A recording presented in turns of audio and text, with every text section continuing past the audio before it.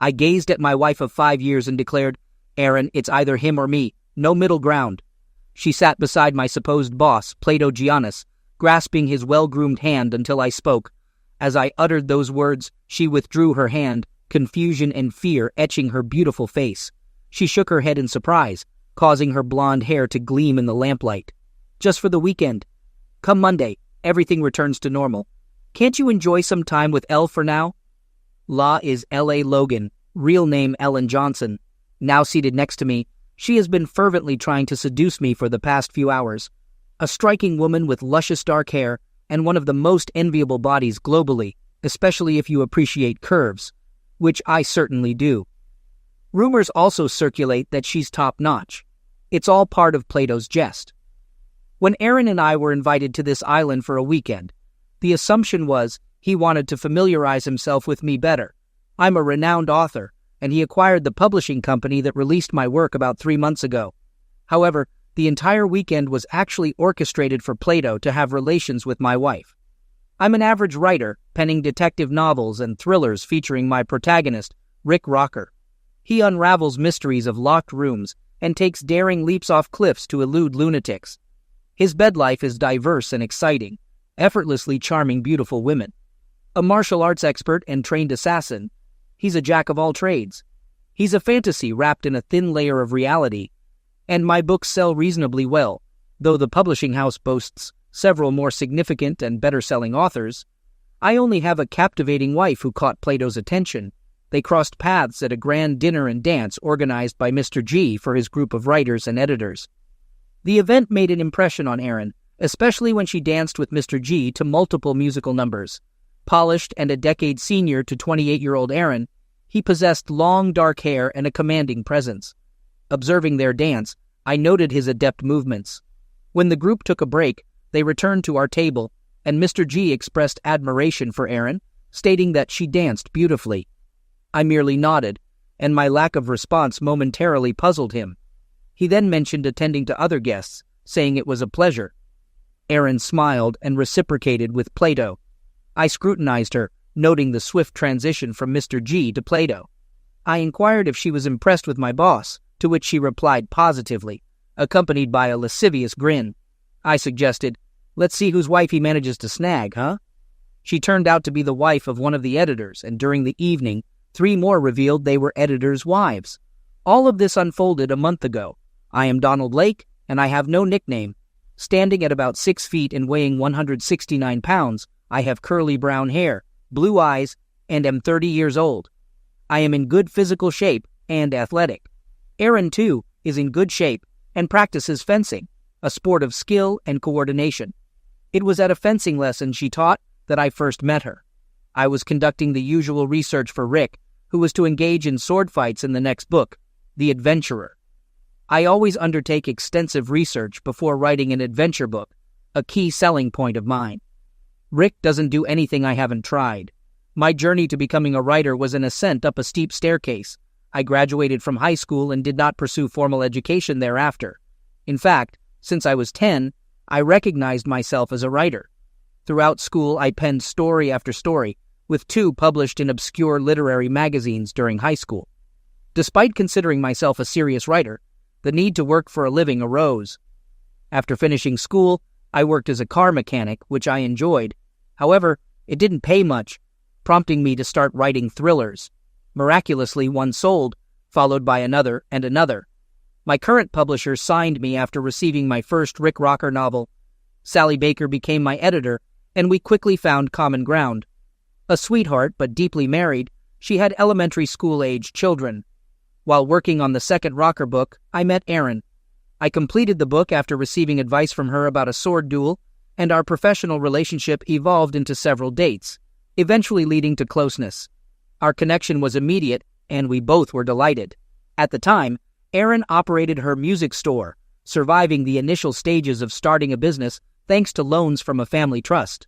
The store featured various instruments in one section and recordings of diverse music, along with sheet music in the other. So, fencing is just a hobby.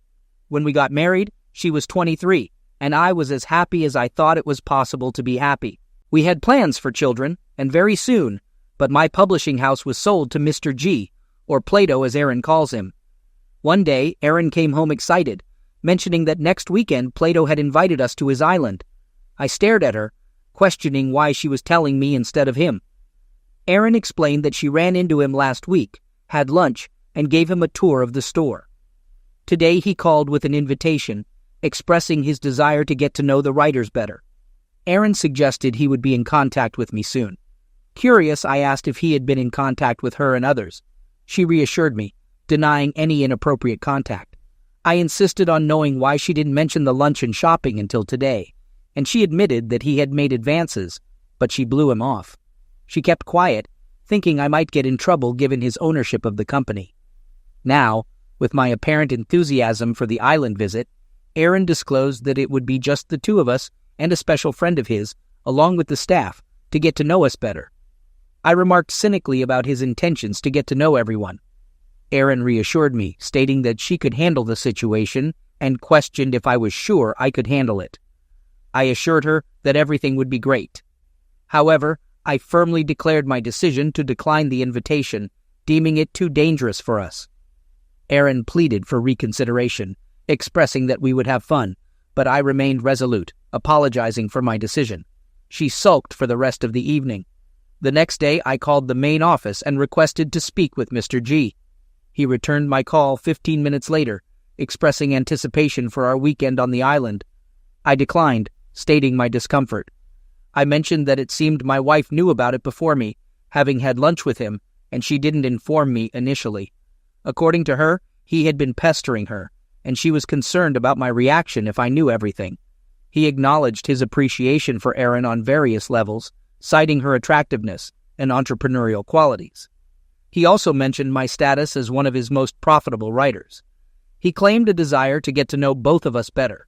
Despite his efforts, I maintained my stance, apologizing and asserting that it would not work.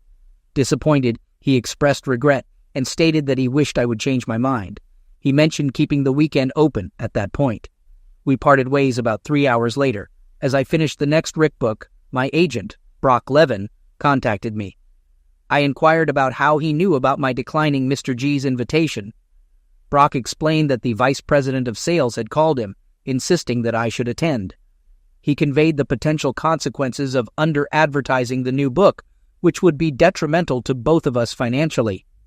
I questioned if there was a direct threat, and Brock clarified that while not explicit, the threat was implied, emphasizing that Mr. G played a tough game. I assured Brock that I would be in touch. After ending the call, I emailed Sally the conclusion of the new book, along with some instructions. Later, she called, and we discussed the situation. In the meantime, I delved into researching Platogianus and his island. The island was named Hedonism, meaning pleasure in Greek, essentially, Pleasure Island. As I delved deeper, I uncovered numerous stories of coital misconduct on the island, including 2 divorce cases where the island was cited as a factor. However, these stories were published in gossip sources. Several photographs of Mr. G with women, including 2 married ones, raised serious concerns for me. I located a picture of the place on Google Maps and familiarized myself with the entire layout. Situated off the coast of North Carolina among islands popular for golf and beach holidays, this 2-mile-long and approximately 1-mile-wide island faces south and is shielded from the elements. It boasts 2 piers, multiple buildings, including a large house, tennis courts, and a swimming pool, leaving me puzzled about the need for a pool with great beaches around. I downloaded detailed photos and compiled them into a topographic map, concluding that a decent boat or seaplane would be necessary for the journey. Lacking both, I know people who possess them. On that Friday evening, Aaron returned home promptly, appearing joyful. For dinner, I had a substantial chicken salad and white wine. As Aaron changed, she mentioned hearing that I might have reconsidered not going to the island. I looked at her, remembering Plato's mention of changing one's mind at lunch. She clarified, "No, silly. He's in New York, and we're here in good old Virginia. He called me, mentioning his apartment in McLean." Questioning how she knew he was in New York, I was met with a dismissal of paranoia.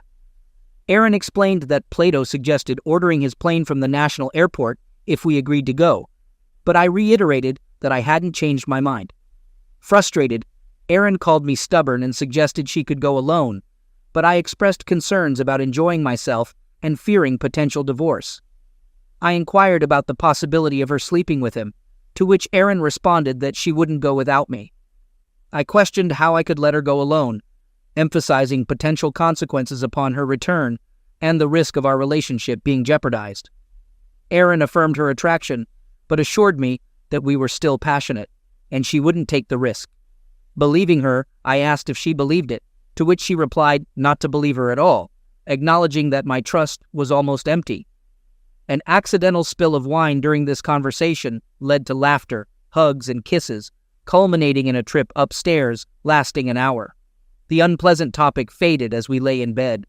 Erin asserted she wouldn't risk our relationship for a billionaire, seemingly assuming that we would go to the island. Anne commented that it was decided, tensing but not elaborating further. I inquired about her eagerness for the trip, urging her to provide the truth.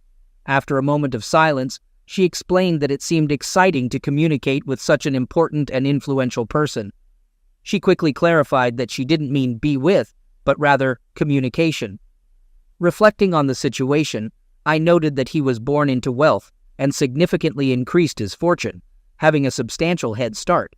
Similar to me, he pursued relationships with women. Despite my concerns, Anne affirmed her belief that everything would be good and fun. Considering that we were on the verge of trying for children, I recognized that this could be a potential time for Erin to stray. Doubting her honesty, I reluctantly agreed to the trip, warning Erin that if she ended up with this guy, it would be irreversible. She acknowledged the warning, expressing her gladness about the decision. Deciding that this warning was my last, I saw it as a test of her worthiness as a wife. Temptation would reveal the truth, and time would be the judge. The following day, I accepted the invitation and made contingency plans with my friend. I also checked the island's cellular communication availability. It was there. Still, as a precaution, I brought my satellite phone. The small plane from the national airport landed at a small airport, greeted by a man named Simon. He took us to the pier, where we boarded a boat with a comfortable cabin and a powerful engine, driven by another man, Charlie. After about 40 minutes, we docked at the island. Erin and I spent time exploring the ocean and other islands. Simon briefed us on our location and island activities. He was a friendly, muscular guy with a wonderful smile and laugh, larger than me.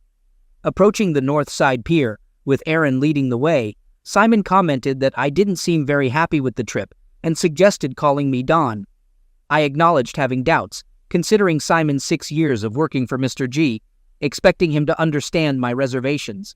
When Simon inquired about why I came if I was so worried, I explained it was to see what happens. I also asked if he was Mr. G's bodyguard, to which Simon confirmed, mentioning his presence was just a precaution, although Mr. G was capable of handling himself. Curious about Simon's preparedness, I asked if he was armed. Simon mentioned having a knife, but clarified that weapons were not allowed on the island. Expressing my distrust of the island's rules, I admitted to not being a very trusting person these days.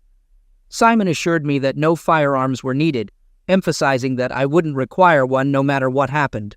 The boat pressed tightly against the pier, and Simon, along with a young man on the pier, secured it. Erin received Simon's hand, and I disembarked from the boat, noticing Simon's slight worry. Following Simon's direction, I accompanied Erin toward the substantial house. Upon our arrival, Mr. G greeted us, dressed casually in swimming trunks and a sleeveless shirt. Ella, considered the most beautiful woman in the world, accompanied him. I observed her, discovering who else would join us.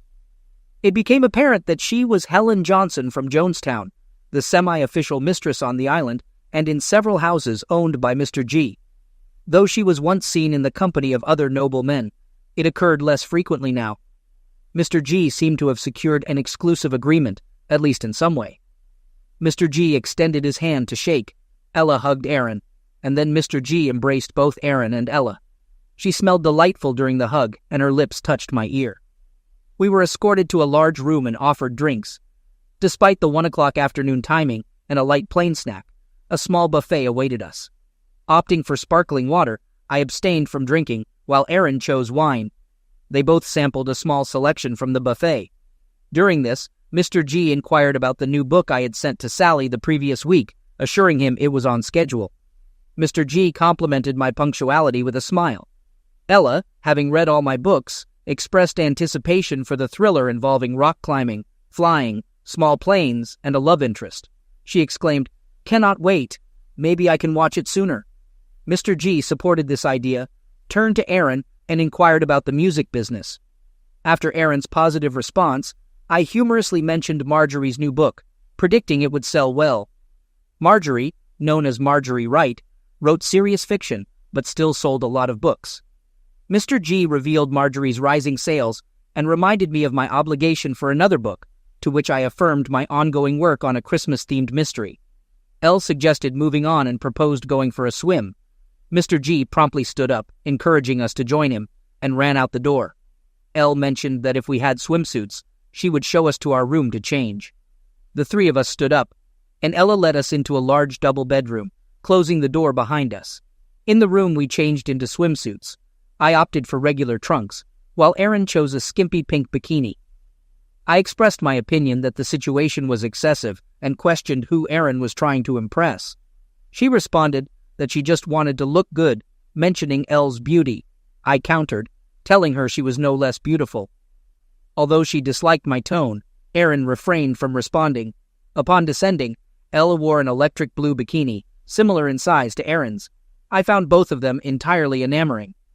Exiting, we walked to the Southside beach on a wooden path. Mr. G was already in the water, swimming behind the breakwaters.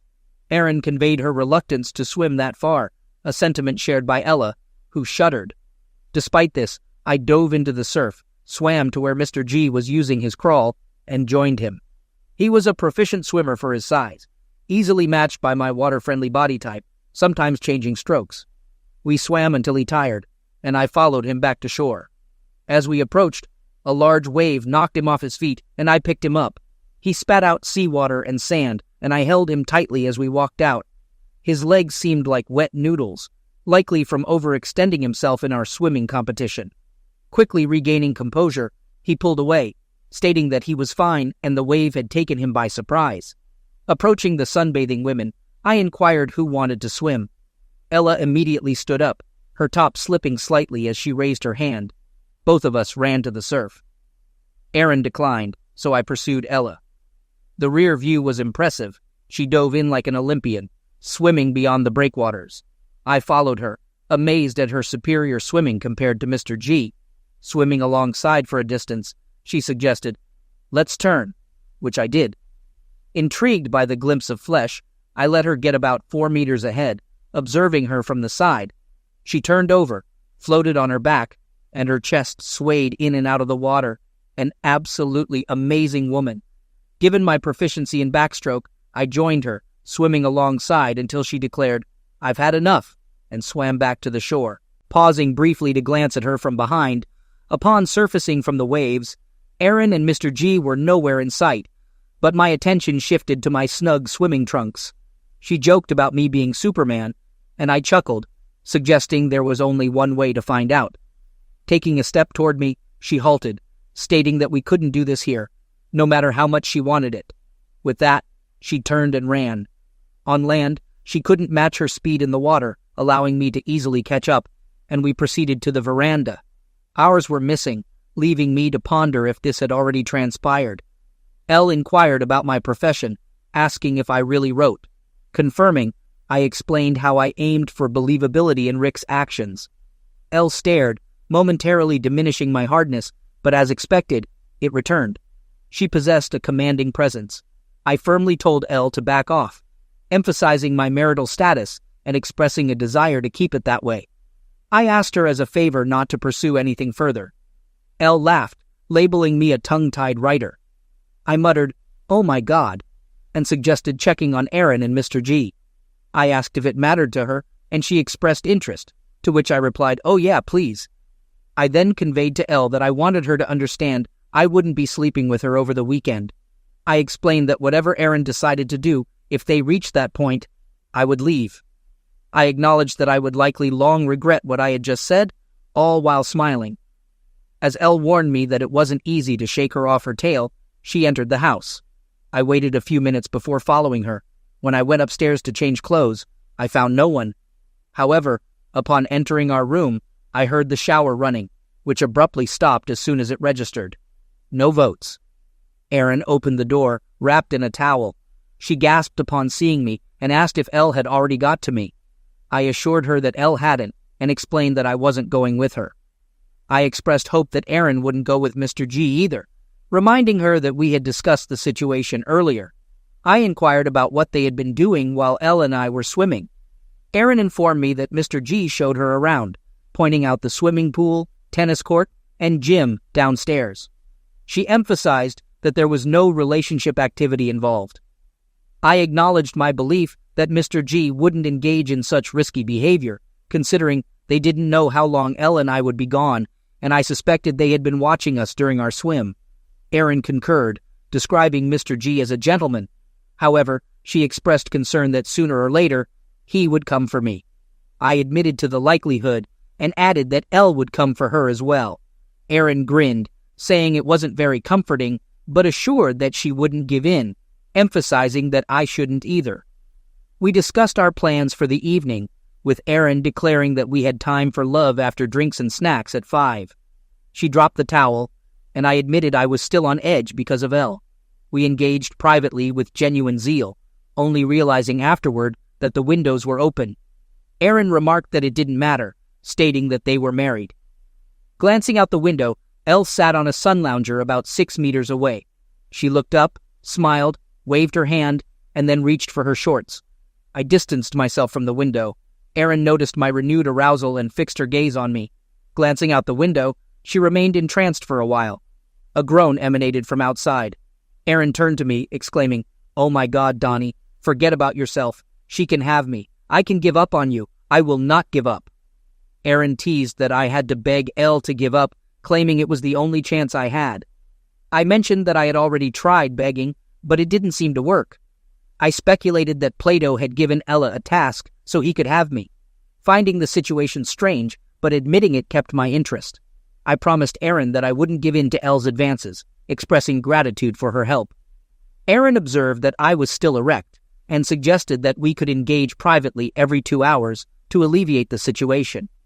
We descended to the main room in casual attire, Docker shorts and a collared shirt for me, and Erin in a dress with her hair down and high-heeled sandals. Mr. G was already there, sipping beer. He inquired about our swim with Ella, and I responded positively, praising Ella's swimming talents. Mr. G suggested I call him Plato, appreciating the famous name. He mentioned his father's fondness for reading about Plato. Ella joined us, also wearing a dress and heels. The dress seemed modest, but looked anything but on her. I sensed Erin feeling a bit insecure, understanding it was part of the game. Elle attempting to outshine Erin, who, in turn, would try to assert herself by winning Plato's attention. I moved closer to Erin, putting my arm around her shoulders. Plato informed us about the available beverages and snacks, expressing a preference for pretzels. As he spoke, he ate one. The 4 of us chatted for a while, and then Ella took me to show me around the house, which I found impressive. I asked if Plato used the gym, and Elle confirmed, mentioning his preference for weightlifting. She pointed to the bench with a barbell and described it as heavy. I demonstrated a few swings with the barbell, with Ella watching intently from above. Ella mentioned that Plato only did 3 reps before resting, and as she spoke, she began breathing heavily. I decided to lift the barbell and did 8 more reps. Plato then commented on Ella's strengths, suggesting that her role for the weekend should be to seduce me so Plato could take care of Erin. Ella acknowledged that similar tasks had occurred before, expressing her willingness to finish the job, even if it wasn't usually very pleasant. She playfully asked if I would stop if she started begging. I was genuinely serious in my response, but she perceived it as a joke, stating that she wouldn't stop, but would enjoy seeing me beg. Elle then ascended the stairs, and I waited for my hardness to subside before standing up. The 3 of them huddled together in the living room and conversed. When I entered, they fell silent, and Plato suggested I have something to drink, maybe beer. I glanced at the bar, walked over, extracted a bottle of Corona, and popped it open. The others had wine, and we chatted for a bit. I then asked if they had finished discussing their plot, or if I should leave, prompting an awkward silence. Ellis Lentley observed the others, mainly Aaron, who looked at Plato. Plato then stated that there were no secrets. At that moment, Simon came in and declared that dinner was served, leading us into the dining room, where dishes were arranged on the buffet table. It was a familial serving style. We sat at one end of a large table. They poured water, but I opted for my beer and refrained from water. Breaking the conversation, Plato addressed the tense situation I had created, and we engaged in friendly discussions about politics and baseball. Plato was a Yankees fan. Aaron and I rooted for the Orioles and Nationals. Ellie liked the Pirates, being from Jonestown. Simon served dessert, tiramisu. I skipped mine. Plato seemed to notice. Aaron insisted that Plato not skip dessert, encouraging him to eat. Plato commented on keeping his waist in check and mentioned Aaron having no fat in her body, claiming to have observed her while swimming and noting her preference for beer over water. In response to Aaron expressing a lack of trust, Plato dismissed the idea of being medicated with something forbidden, considering it crazy. He encouraged me to eat and drink while pushing a glass of water and tiramisu towards me. I smiled and offered the same to Plato. However, he sat with a stony face and instructed Simon to clear the table. Simon noticed the change in the water and dessert arrangement, picked up my untouched glass of water and tiramisu, and carried them away. Elle suggested moving to the courtyard for music and dancing. Aaron and Plato remained silent. I stood up and extended my hand to Elle, leading her to the patio. Once there, she remarked on my apparent suspicion of Plato slipping something into the food and water. I acknowledged the possibility, but noted that Plato hadn't taken either himself and had them removed by Simon. The others joined us, and soft music started playing. I approached Aaron, took her by the elbow, and led her away from Plato into the open area. We danced, and although Aaron was initially shy, she eventually relaxed. Pressing herself close to me, she whispered, "I love you, Donnie, always. I love you too, Aaron." We continued dancing. The music concluded, and we joined Plato and Elle at a table. Soon, the music resumed, and Elle rose, offering her hand to me. She led me to the dance floor. We danced. Elle might have been the world's most captivating distraction, with her sweet, subtle fragrance and the contours of her body. She entranced me, eliciting immediate delight, as she always did. Observing Plato's hands on Aaron's backside, I noted that she didn't push them away. Breaking away from Elle, I walked the short distance to Aaron and Plato, standing there and observing them. Aaron noticed and tried to move away from Plato, who persisted in keeping his hands on her. She gently pushed him on the chest, expressing a desire to avoid problems. Plato released her, but took her hand, guiding her back to the table. Elle returned after me, and we sat down, with her sitting very close to me. Aaron held Plato's hand as they sat side by side. Plato expressed disappointment in me, claiming that Elle was a fantastic lover and could provide me with one of the most powerful and delightful experiences of my life. He accused me of denying her this opportunity. I asserted that I had a wife and wouldn't entertain the idea of a trade, bringing us back to the initial discussion. Turning to Aaron, I stated that it was either him or me, with no intermediary options. She withdrew her hand from his, but looked at me and suggested that it was only for the weekend, and on Monday, everything would be back to normal. She asked if I couldn't have some fun with Ella for the time being. Scrutinizing her, I questioned if she was serious, and if I should take it as a yes or no, even if it meant it would be over between us. I firmly stated my refusal with a simple no. Despite not understanding why it should imply anything, I made it clear that I wouldn't entertain the idea. I extended my hand to her, and she took it. Pulling her towards me, I gave her the hottest kiss I could muster, running my hands up and down her body. Afterward, I pulled away, tears welling up in my eyes. I exhaled the words that nearly crushed me, stating, "The mere thought that you would agree to be with this guy means it's all over between us. It's done." I turned and headed for the stairs. She cried out, "No, Donnie, no!" I reached the top of the stairs, grabbed my previously packed bag, and left through the back fire escape.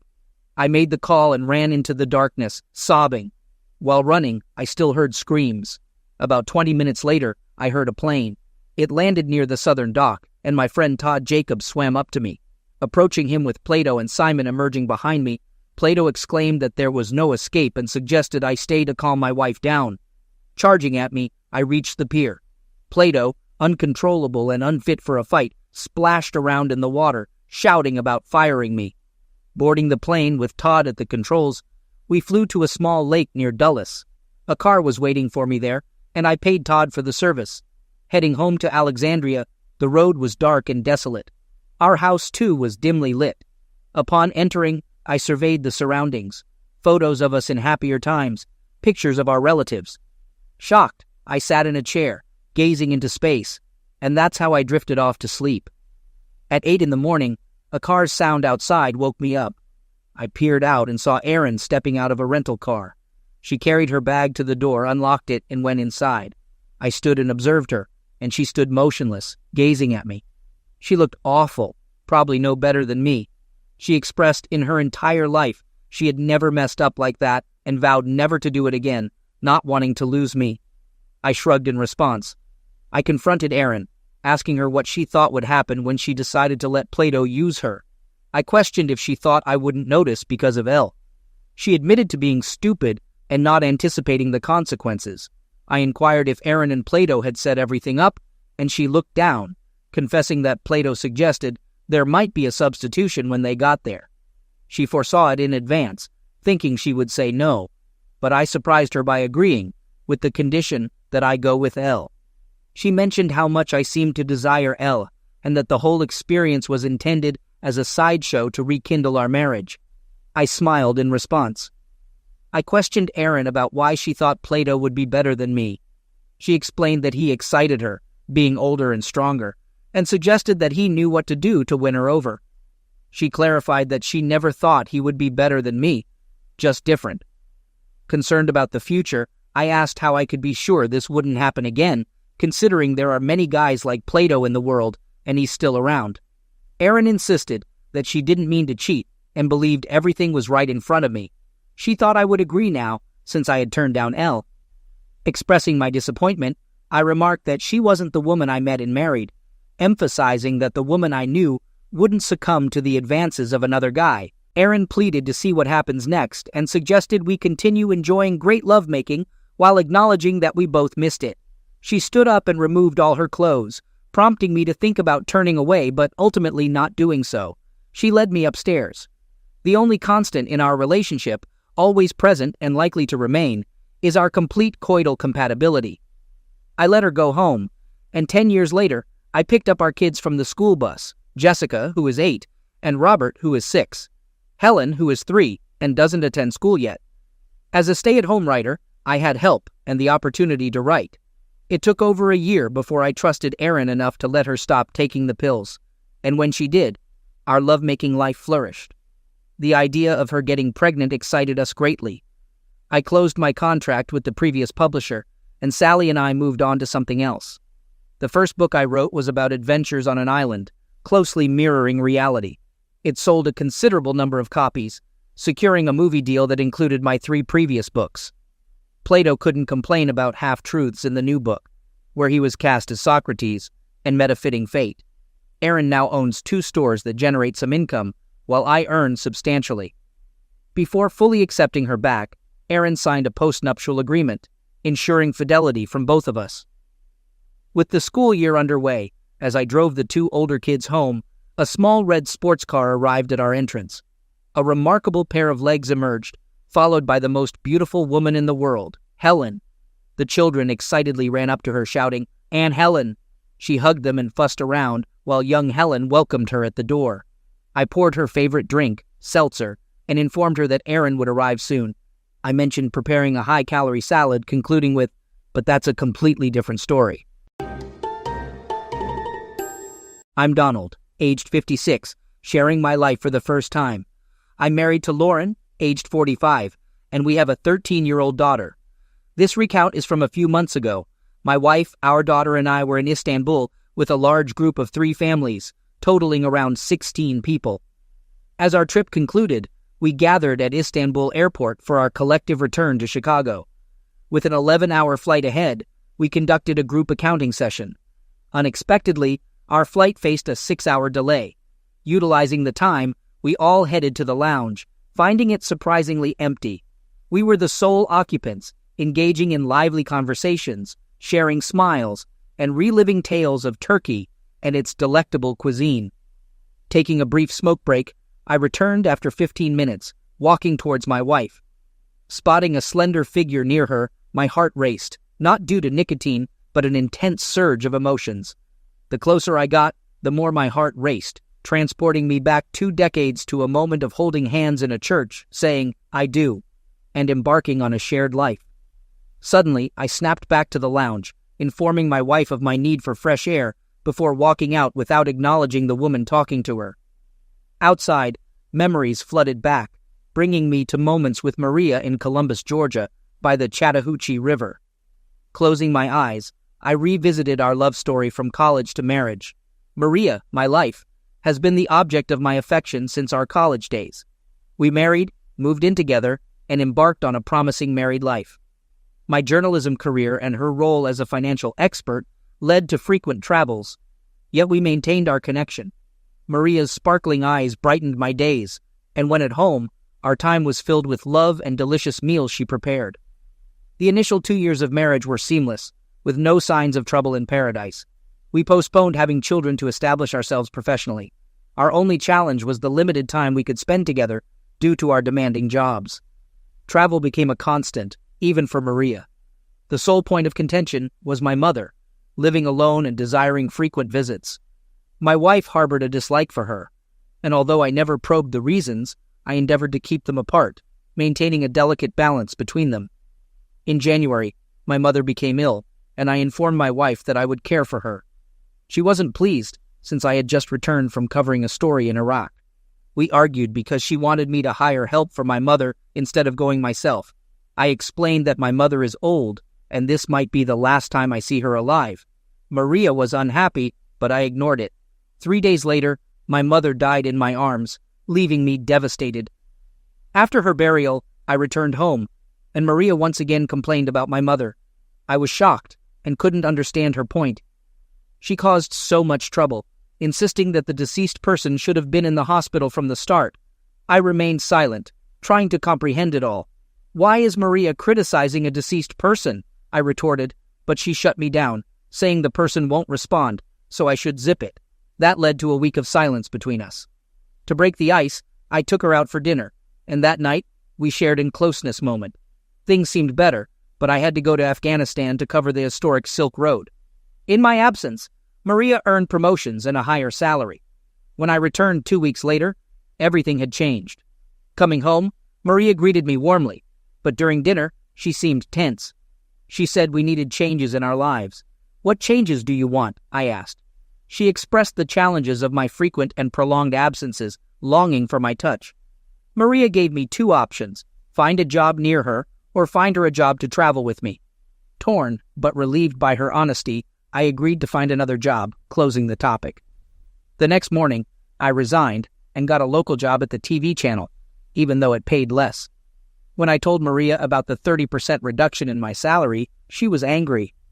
I explained the trade-off for a stationary job, but she resisted, upset about the decreased contribution and its impact on her lifestyle.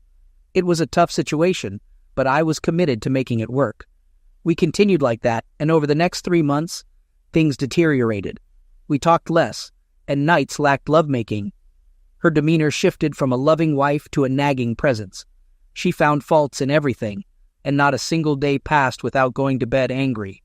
It got so bad that one night she asked me to stop breathing as my breath disturbed her sleep. A few days later, my phone went missing, prompting me to use my wife's phone to call mine. Surprisingly, her phone was locked, which was unusual since I never had a lock on mine, and she never did either, as far as I knew. This raised suspicions about why her phone had a lock. Was she hiding something? On a Thursday night, she returned from a late-night party with her office friends, appearing disheveled in a black dress with no lipstick. When I asked what happened, she explained she danced too much and was tired. Helping her to the bedroom, I noticed a bruise on her left thigh, and she wasn't wearing panties, which was out of character for her. Unable to sleep that night, I became determined to uncover the truth. As a journalist, my instinct was to investigate. Although I knew many people who could assist, I preferred handling it on my own. 3 weeks later, I found myself outside Motel 6 on Victory Drive at 2:30 p.m., having tracked Maria's car there. Approaching room 12, I unlocked the door and discovered a monitor displaying my wife in a compromising position with her blonde lover, Steve Bowman, an old college foe who had always admired Maria. My tears had ceased, leaving me emotionally numb. The pain in my heart was overwhelming after 3 weeks of relentless investigation. Breaking the door and acting impulsively crossed my mind, but I had promised the motel manager no violence, a condition for his assistance in setting up recording devices in the room. Despite the manager's restriction, violence remained an option outside the motel. I left the motel with a smile, got into my car, and parked behind Steve's Mustang. Armed with an ice pick, I punctured all 4 tires, patiently waiting for what would unfold next.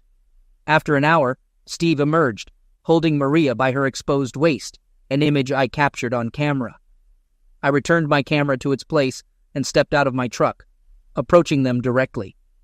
Maria remained silent, appearing as if she had seen a ghost, while Steve wore a sinister grin, reveling in taking another man's wife. Keeping his grip on her waist, I observed Maria's feeble attempt to free herself. Upon noticing me, she greeted and questioned my unexpected presence. I stared back, not uttering a word. In an effort to explain, she insisted that she could clarify, emphasizing that it wasn't what I might be thinking. In response to her explanation, my retort came with my gaze fixed on Steve's hand on her waist, stating that I was not thinking, just observing.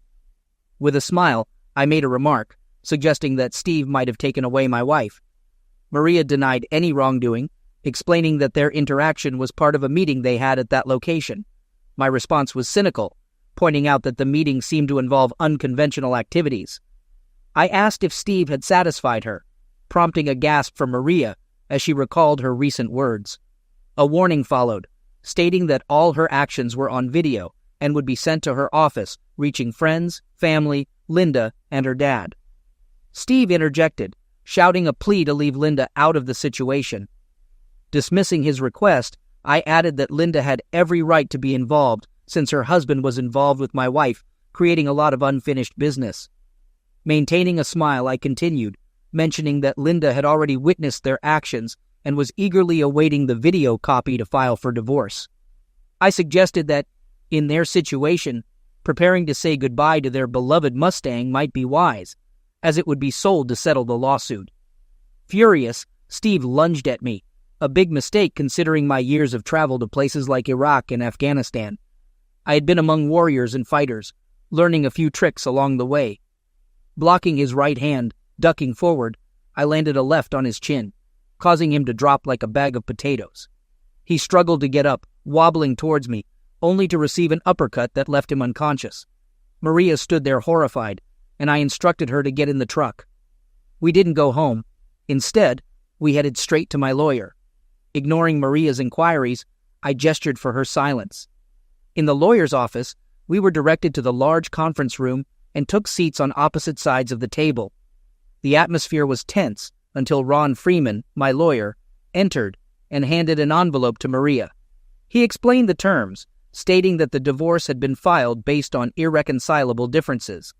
There was no shared property, and the legal transfer of his mother's house hadn't occurred, so she couldn't claim it.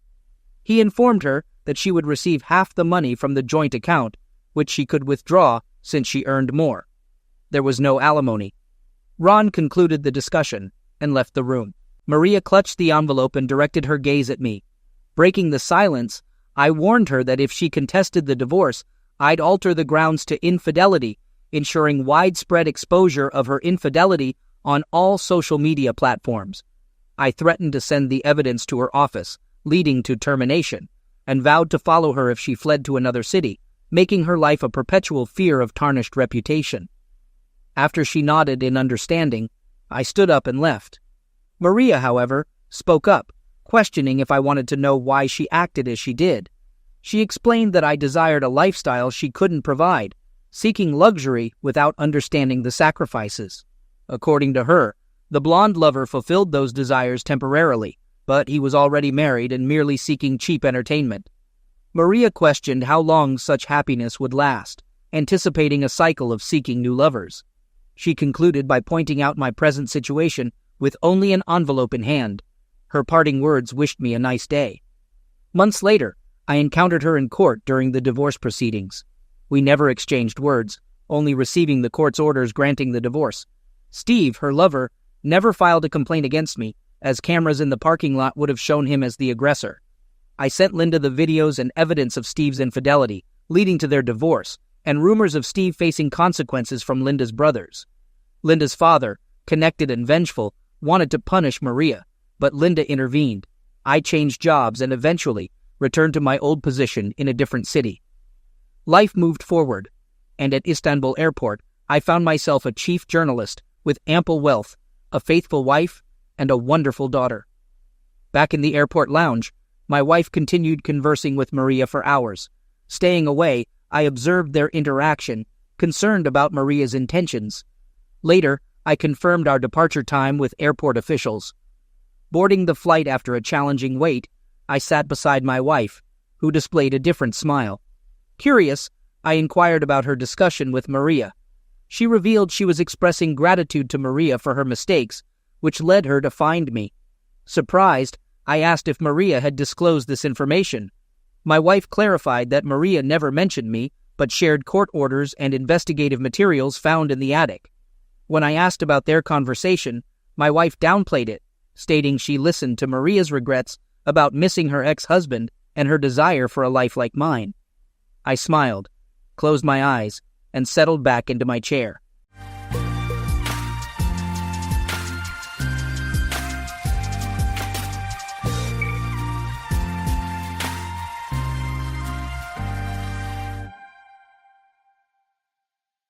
Welcome to Lost Relation Chronicles.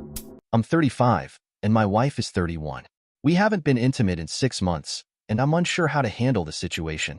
We have 2 young boys, one who is 3 years old and the other who is 1.5, and we're currently in the process of building a house.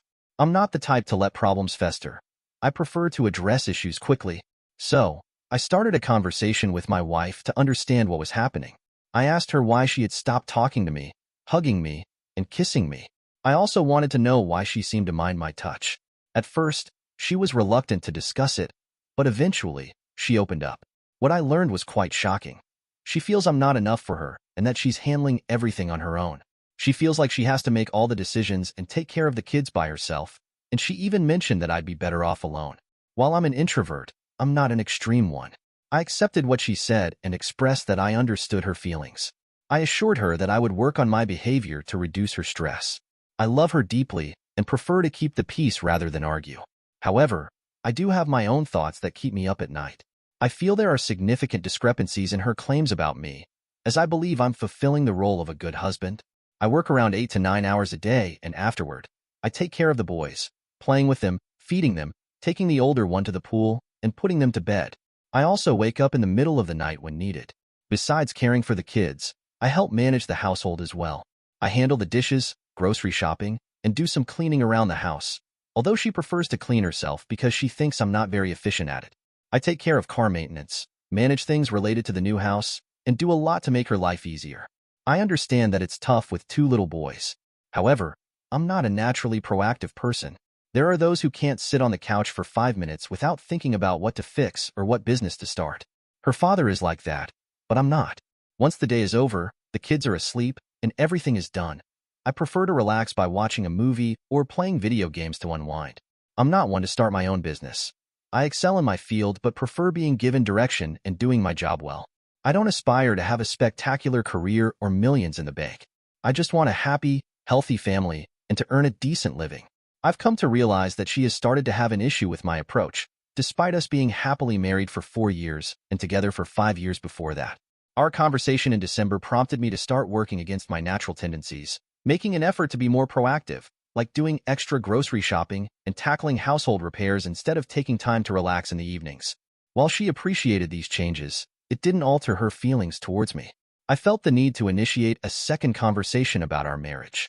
When I asked her if she wanted to save it, she responded, "I don't know." It was hard to hear, but I felt I had to ask her if she was open to marriage counseling. She replied, "I don't know," and I emphasized that it wasn't a time for uncertainty, especially with our kids potentially facing the reality of having separated parents. After that, she agreed. So I took the initiative to find a therapist. During our talk, she revealed some painful truths. She married me to impress her parents and her married sisters, aiming for the image of a big happy family with beautiful children. She admitted that she felt enchanted by me at the time, but wasn't truly in love. I also discovered that she had met with her priest to discuss our marriage, which was tough to digest. I found a good therapist, and we're now about to have our third session. We learned that we have different love languages. I need physical touch, while she prefers acts of service. However, despite starting counseling, she hasn't been giving me any physical affection. After the second session, I asked her how she felt about the process, and all she expressed was discomfort with having to share our personal lives with a stranger. When the therapist learned that we haven't been sleeping in the same room for 6 months, she was shocked. My wife explained that she was co-sleeping with the kids, and there simply wasn't room for me. The therapist pointed out that it sets a poor example for the kids not to allow their father into the bedroom, suggesting that if there's no space on the bed, we could go to IKEA and get a single bed to place next to the big one. I did just that. I bought the bed, put it together, and now I'm sleeping there.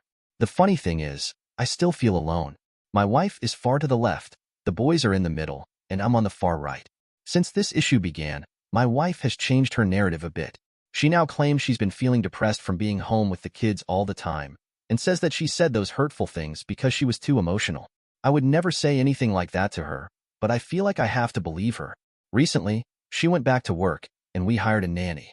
The only change in her behavior is that we've started talking again, but I'm not just her friend. I'm her husband, and there's still no intimacy. It doesn't look like things are going to improve. There are no signs of it. She seems indifferent about our upcoming marriage counseling sessions. I find myself having to schedule them, and when I mention them, she insists she doesn't need it at all, doing it only because I wanted to. I've started to feel like an abuser. She's never been overly enthusiastic about intimacy. We used to have it once a week, which was fine for me. Could have been more often, but it was okay. This year, we've only had sex twice, and both times felt like pity sex. One time was at the beginning of January for my birthday, and now it seems I have to have a special occasion just to get laid. The other time was after a counseling session, but she just lay there, covering her chest and waiting for me to finish. That experience made me lose interest altogether. It's not just about the lack of intimacy. Whenever I bring up the topic, my wife simply responds, "That's who I am. If you don't like it, just leave me." I feel lost and unsure about what to do. There was one troubling incident when my wife tried to call her ex-boyfriend 4 times in a row at 10 p.m. I knew about it because we used to have an app that showed incoming and outgoing calls for both our numbers. After that, I felt frantic. Why was she calling her ex at such a late hour? I decided to check her messages on her laptop, which felt terrible, but I felt justified given the situation. When I confronted her about the calls, she initially lied and said she hadn't called him, but when I showed her the app with the outgoing calls, she had no choice but to admit it. I asked her why she was trying to reach him, and she explained that she was just calling back because he had previously called her. When I asked her if she had messaged him, she said no, but I then showed her the message she sent, where she stated she was going to keep calling until he picked up and talked to her like a normal person. She claimed he had gotten drunk and called her, saying some nonsense, and when she heard that, she told him to F off and hung up. She felt guilty about the calls and attempted to reach him multiple times when he didn't pick up. Eventually, she sent a message, but he didn't reply. I'm at a loss about how to interpret this. It happened around the time she started distancing herself from me. In her mind, there's nothing strange or wrong about keeping this from me. To her, it's not important. For me, any contact with an ex is a huge red flag, and I can't accept it. I can't help but wonder if she's cheating. We haven't had intimacy in 6 months, which coincides with when the calls took place. It seemed like something out of a movie, something I never thought my wife would do. However, today my perspective changed drastically. I feel foolish for being just another statistic, but I guess that's how life is sometimes. I know I promised to confront her ex and speak to her family, but I decided to take a step back and remain calm. Can you believe how simple it was? I installed a voice-activated recorder in our car, nothing too elaborate. It only took 3 days for her to use the car for work and then go to a workout. During that time, she had a video conversation with him. I don't know who initiated the call, but I heard every word. They spoke about personal things, intimacy, and their lives, joking and laughing like we used to when we first met 9 years ago. There was a chemistry between them that I haven't experienced with her in a long time. She even talked about planning a vacation to visit him this July and gave him a 2-year time frame to move back to our country. I can't believe what I heard. After listening to an hour of this recording, I have a lot to process. I need to meet with an attorney next week. I just wanted to express my gratitude. You opened my eyes. If it weren't for you, I would never have bought that voice recording device, and I initially felt guilty about placing it in the car. I can't believe it. Right now, I need to take a step back and process everything while thinking about my kids and what she's done. They started their affair in September of last year, and it took me 2 months to notice the changes in her behavior.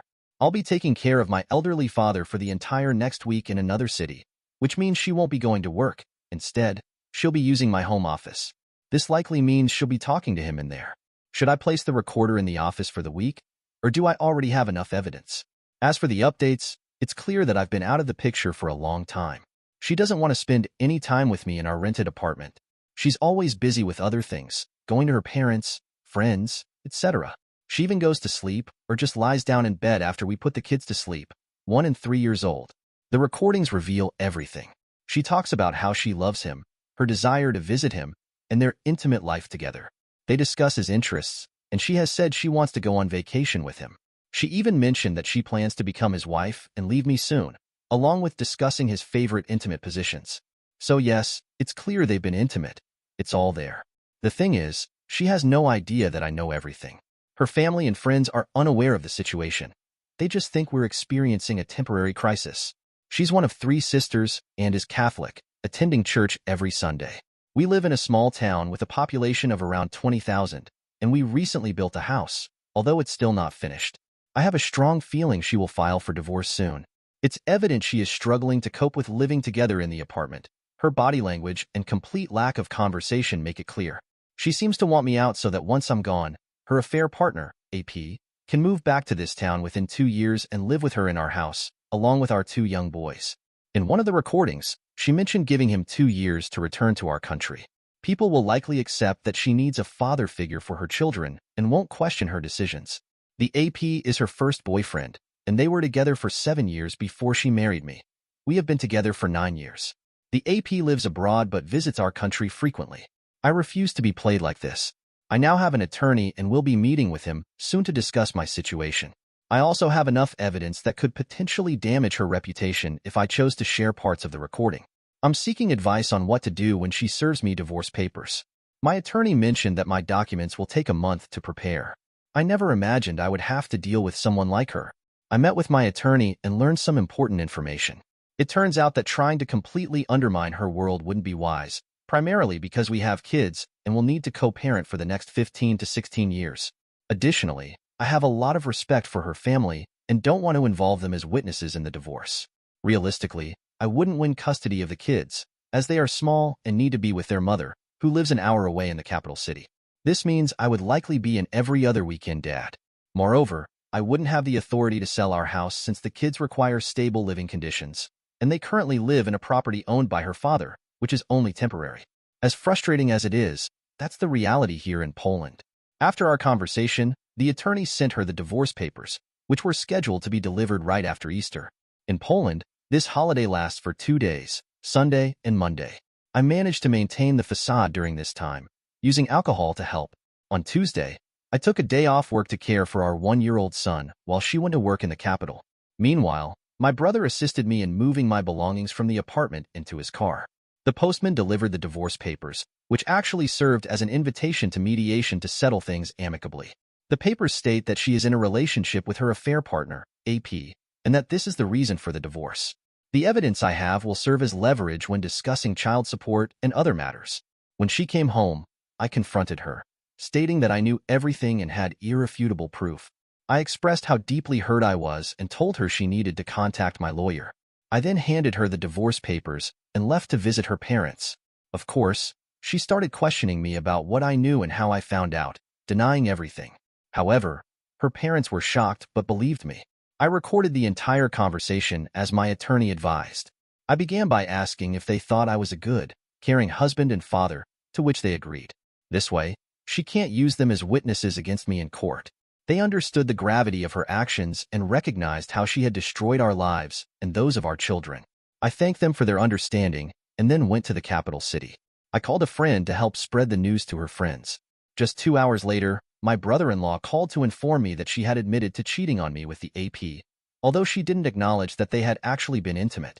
He informed me that everyone is on my side and that she has destroyed our family. He mentioned that her sister visited my soon-to-be ex-wife and told her how evil her actions are. However, he also noted that there is a possibility of saving the situation, sharing that he himself cheated on his wife, who forgave him, and now they are very happy together. Then, her father called me and acknowledged that it was entirely her fault, expressing that she doesn't fully grasp the extent of her actions. He stated that the affair partner, AP, will never be allowed in his house, and that he would stop providing financial support to my soon-to-be ex-wife. He even attempted to call the AP but didn't get an answer. In the end, he mentioned that he believes the marriage can be salvaged.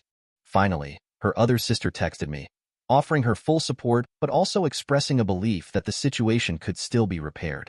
This worries me because I genuinely don't think it can be saved. I'm confident about that. I'm concerned that they might cling to the notion that I lack a definitive piece of evidence, like a tape of them together, which could undermine my reasons for leaving her. I do have recordings of her making comments like, "Make sure you last more than 3 seconds when I come to visit you in Holland," and "I wonder if your dad's stuff is the same as yours." You know what?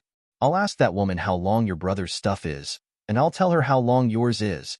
She expressed her feelings by saying, "I love you. I'm going to leave my husband." She even asked me to record myself and send her a video discussing her favorite position, which she referred to as crappy style with the back straight. She was essentially showing me how her life with him would look and stated, "I'm giving you 2 years to move back here." Furthermore, right after our confrontation, she told me that she never stopped loving him. To me, that's proof enough of her feelings. Right now, as many of you mentioned, she is starting to crawl back after her family confronted her about the situation.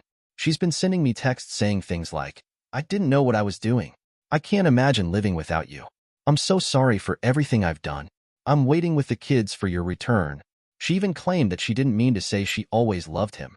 I can't shake the feeling that they're trying to make me think I rushed into divorce because I don't have the actual tape of them together.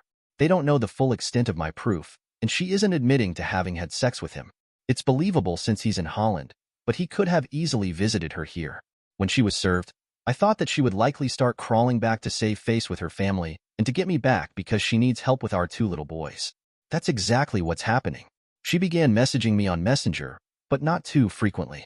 The messages are all quite similar, expressing, "I can't imagine my life without you. I love you and only you." She sent some photos of our kids, along with messages like, "We're waiting for you and love you very much." However, it's been 5 weeks, and she hasn't called or visited me once. She's had plenty of opportunities to stop by, literally driving past my parents' house, where I'm currently staying. Instead, I've only received intermittent messages from her. We've seen each other a few times while exchanging the kids, but she hasn't attempted to apologize or have a meaningful conversation. It's just been a quick hi and bye. On the other hand, her family has started to communicate with me much more frequently. Her father called me twice, and her mother sent me a dozen texts with links to Christian pages discussing forgiveness.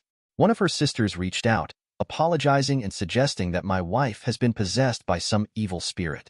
Meanwhile, the other sister acknowledged how my wife ruined our family and indicated she doesn't expect me to return to her.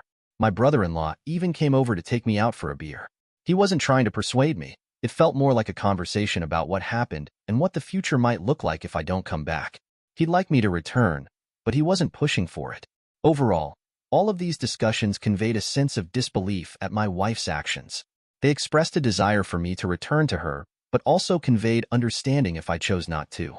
However, the day came when I made my decision, and my lawyer informed her lawyer that I couldn't forgive her and wanted a divorce. My lawyer presented my terms, and now we're waiting for her lawyer's response. While I waited for their answer, her sister began blaming me, insisting that I would destroy the marriage. She was very clear that it was my wife who initiated this by being selfish, but now, she claims my wife is very sorry, crying, and wishing she could turn back time. Suddenly, it's me who's being labeled as selfish for wanting a divorce. Her sister argued that I could cancel the divorce and just come back to raise our 2 boys, without needing to reconcile with my wife. She told me how full of anger I was and warned that it would only grow over time. Her sister insisted I should simply suck it up and continue living with my wife, framing this divorce as a form of revenge on her, while also claiming it would hurt our children. I knew from others that this shift would happen, but it's still shocking to experience it firsthand. I confronted my sister-in-law, and the tension in the room was palpable. "Look," I said, keeping my voice steady but firm, "if you truly want to make things right, I'll forgive your sister. If you sleep with me for the next whole week, I also need to know if your husband will welcome you back to his bed after I am done with you." Her eyes widened in shock, but before she could respond, her husband jumped in.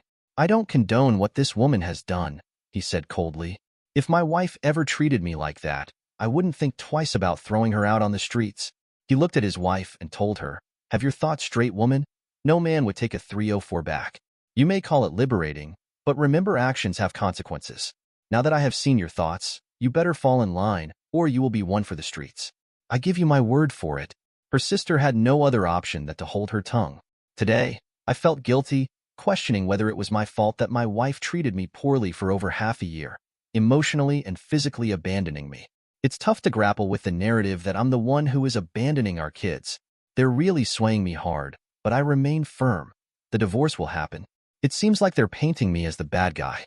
I'm struggling to come up with a way to silence her family's criticisms about me abandoning our kids.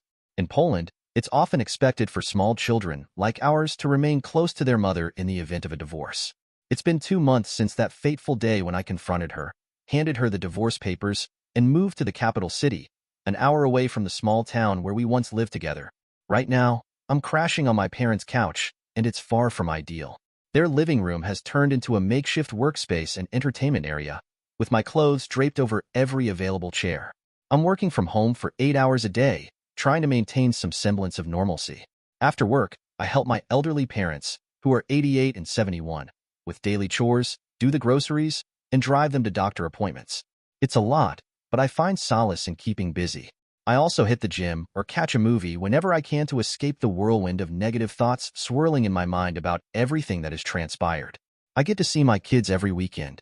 Their mother drops them off, and I drive them back to her at the end of the weekend. Those moments with my boys are the highlight of my week. I genuinely feel happy when they're around, and it brings me some peace amidst the chaos. I took a paternity test just to clear up any doubts. Thankfully, there's no confusion. They're definitely my sons. But the situation with the divorce terms is still murky. Living with my parents as a father of 2 is not exactly where I envision myself at this stage in life. I'm fighting for a significant amount of money from my soon-to-be ex-wife, and she's going to take over the mortgage for the house. She agreed to take over the mortgage, but only offered me 1/3 of the money I'm asking for. Her reasoning was that this was the amount I had contributed to building the house. It's frustrating because I didn't cause this situation. I'm not guilty of any of it. 1/3 isn't going to help me find a place to live, especially since I need a decent flat. So, the conversations between our attorneys continue, but I feel stuck. The real kicker is that she wants to keep the house. However, during our last discussion, I learned she might be forced to sell it. Honestly, she should have considered this from the beginning. There's no way she can manage paying the mortgage and giving me the money I need. It'll be interesting to see how this all unfolds. We also have to negotiate other financial matters, like child support. She's asking for way too much, and it's becoming a sticking point. To make matters worse, she insists that I should be the one to pick up the kids from the small town and drive them back to her at the end of the weekend. That's a lot of fuel and time on my end, especially when she should be the one dropping them off. Last Sunday, her sister invited me to her daughter's communion. I decided to go so I could spend more time with my boys. Every family member knows my decision is final, so nobody tried to persuade me otherwise. I just focused on taking care of my boys while everyone else drank and ate at the table after the ceremony. However, at one point, my wife asked me if my decision was truly final. I looked at her and calmly told her that yes, it was final, and nothing was going to change that. I was there for my boys, to spend as much time with them as I could. Then she started saying how remorseful she was and how much she regretted what she had done. She claimed she had ended the relationship with the other guy and even went to an exorcist, telling him every detail of the affair, leaving it in God's hands. I replied that I didn't care about her priest and that if anyone deserved to hear the truth, it was me. Honestly, at that moment, it was just laughable. I decided to give her one chance to tell me everything. I asked her how many times she had been intimate with him. She replied that she hadn't. So, I pressed on, reminding her about the party with her friends from work back in November. I asked why she had rented an Airbnb for the night instead of just sleeping at one of her friends' places. Hearing that seemed to hit her hard. She went numb and struggled to find words, finally asking, "Why do you need to keep torturing yourself with this?" It was infuriating. I wasn't trying to torture myself. I just wanted the truth. But it felt like she was more concerned about her own discomfort than taking responsibility for her actions. I explained to her that if she was truly remorseful, she wouldn't continue to lie 2 months after I left. That was just one example. I told her that to me, having sex over video chat was the same thing, and I knew she had done it with him. She couldn't even count how many times she'd been intimate with the other guy. Then I asked her how she imagined us getting back together when she could start a conversation with me and lie the next second. I pointed out that I would be checking her phone every day, and I could see the discomfort on her face. She replied that wouldn't be trust. It would just be treating me like garbage. But our son interrupted us before I could respond. As the conversation wound down, I finished with, remember, you didn't just cheat on me. You cheated on our 2 little wonderful boys too. That hit her hard. She started yelling that this would be the last time I said something like that in front of our kids. It's funny because her sister had told me how my wife was suffering and crying every day because of all this. It just made me realize how two-faced she really was. Crying in front of the family and yet still lying to me. She even had the audacity to tell me that if she wanted to, she could be with the other guy, and her family couldn't do anything about it. As if I should be thankful that she ended it with him, and that she was now in control of not being with him. It felt like she was trying to put a positive spin on her actions, as if her choices were some kind of gift to me. I can't shake the feeling that this situation isn't going to end well for my boys. My older son has been acting nervous lately, and I can see the toll this is taking on them both. It breaks my heart, but I'll always be there for them, no matter what. Our attorneys finally came to an agreement, and the divorce will happen shortly. She's taking the unfinished house, and the mortgage is exclusively hers now. I want the house to be for the kids. I don't want anyone saying that I caused its sale as part of my revenge.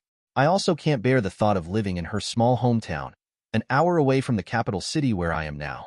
I'll be taking back what I put into the house, which isn't a bad amount at all.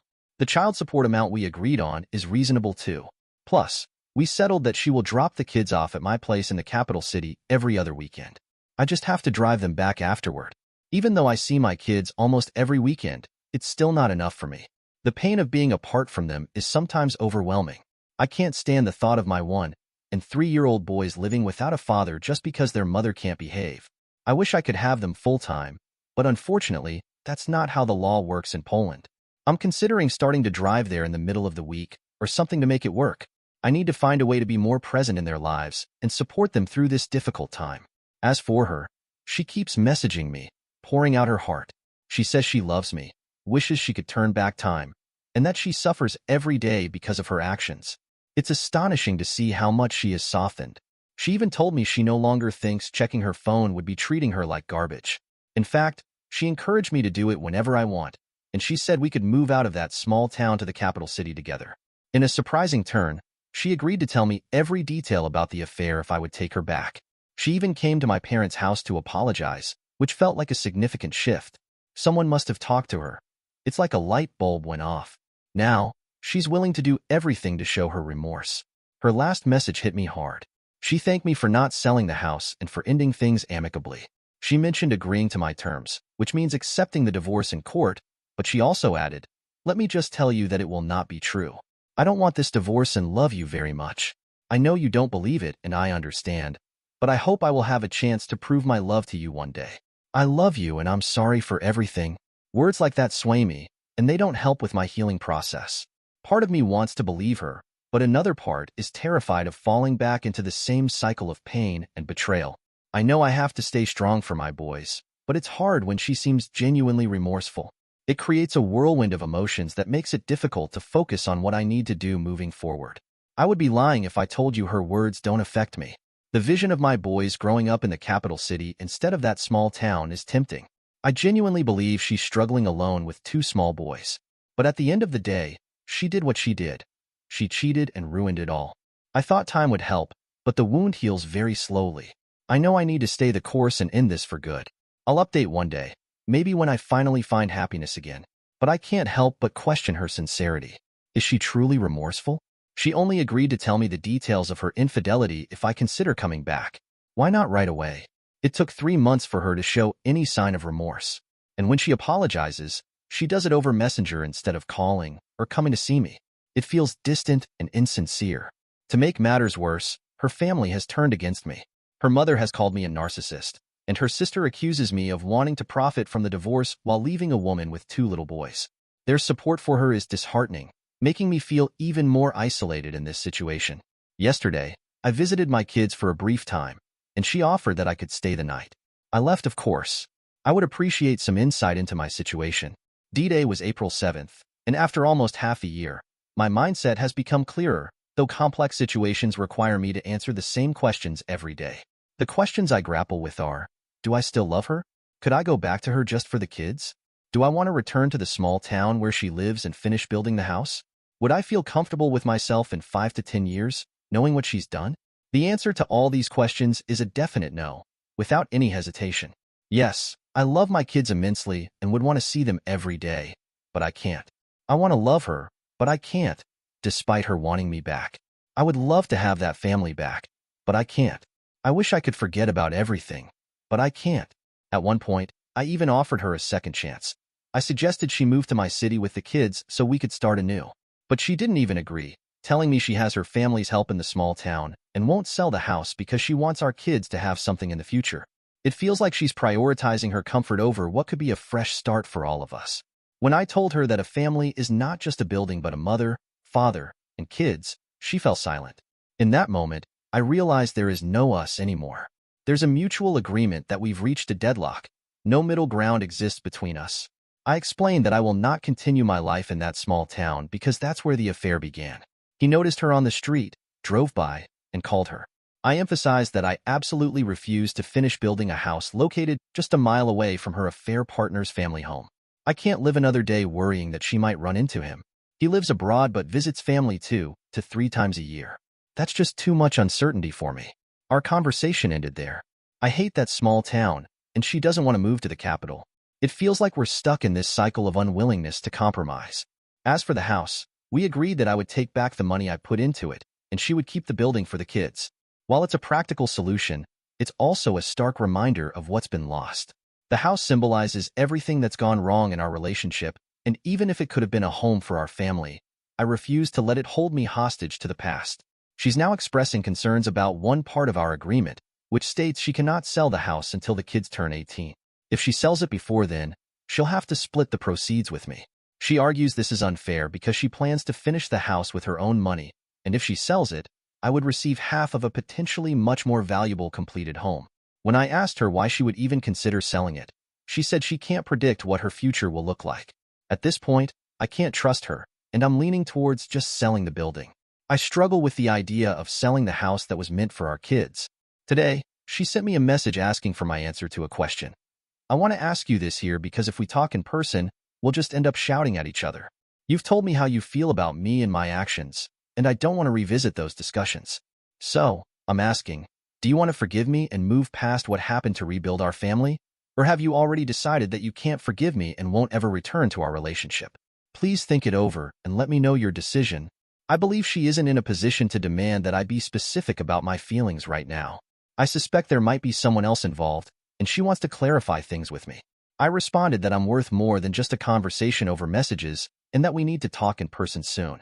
During our conversation, I laid out my 2 conditions for our marriage to continue: moving to the capital city and cutting all ties with her affair partner and his family. She understands the second condition, but the first is a major obstacle she isn't willing to overcome. She expresses remorse for her actions but isn't open to relocating to Warsaw because she believes we won't find a beautiful home there.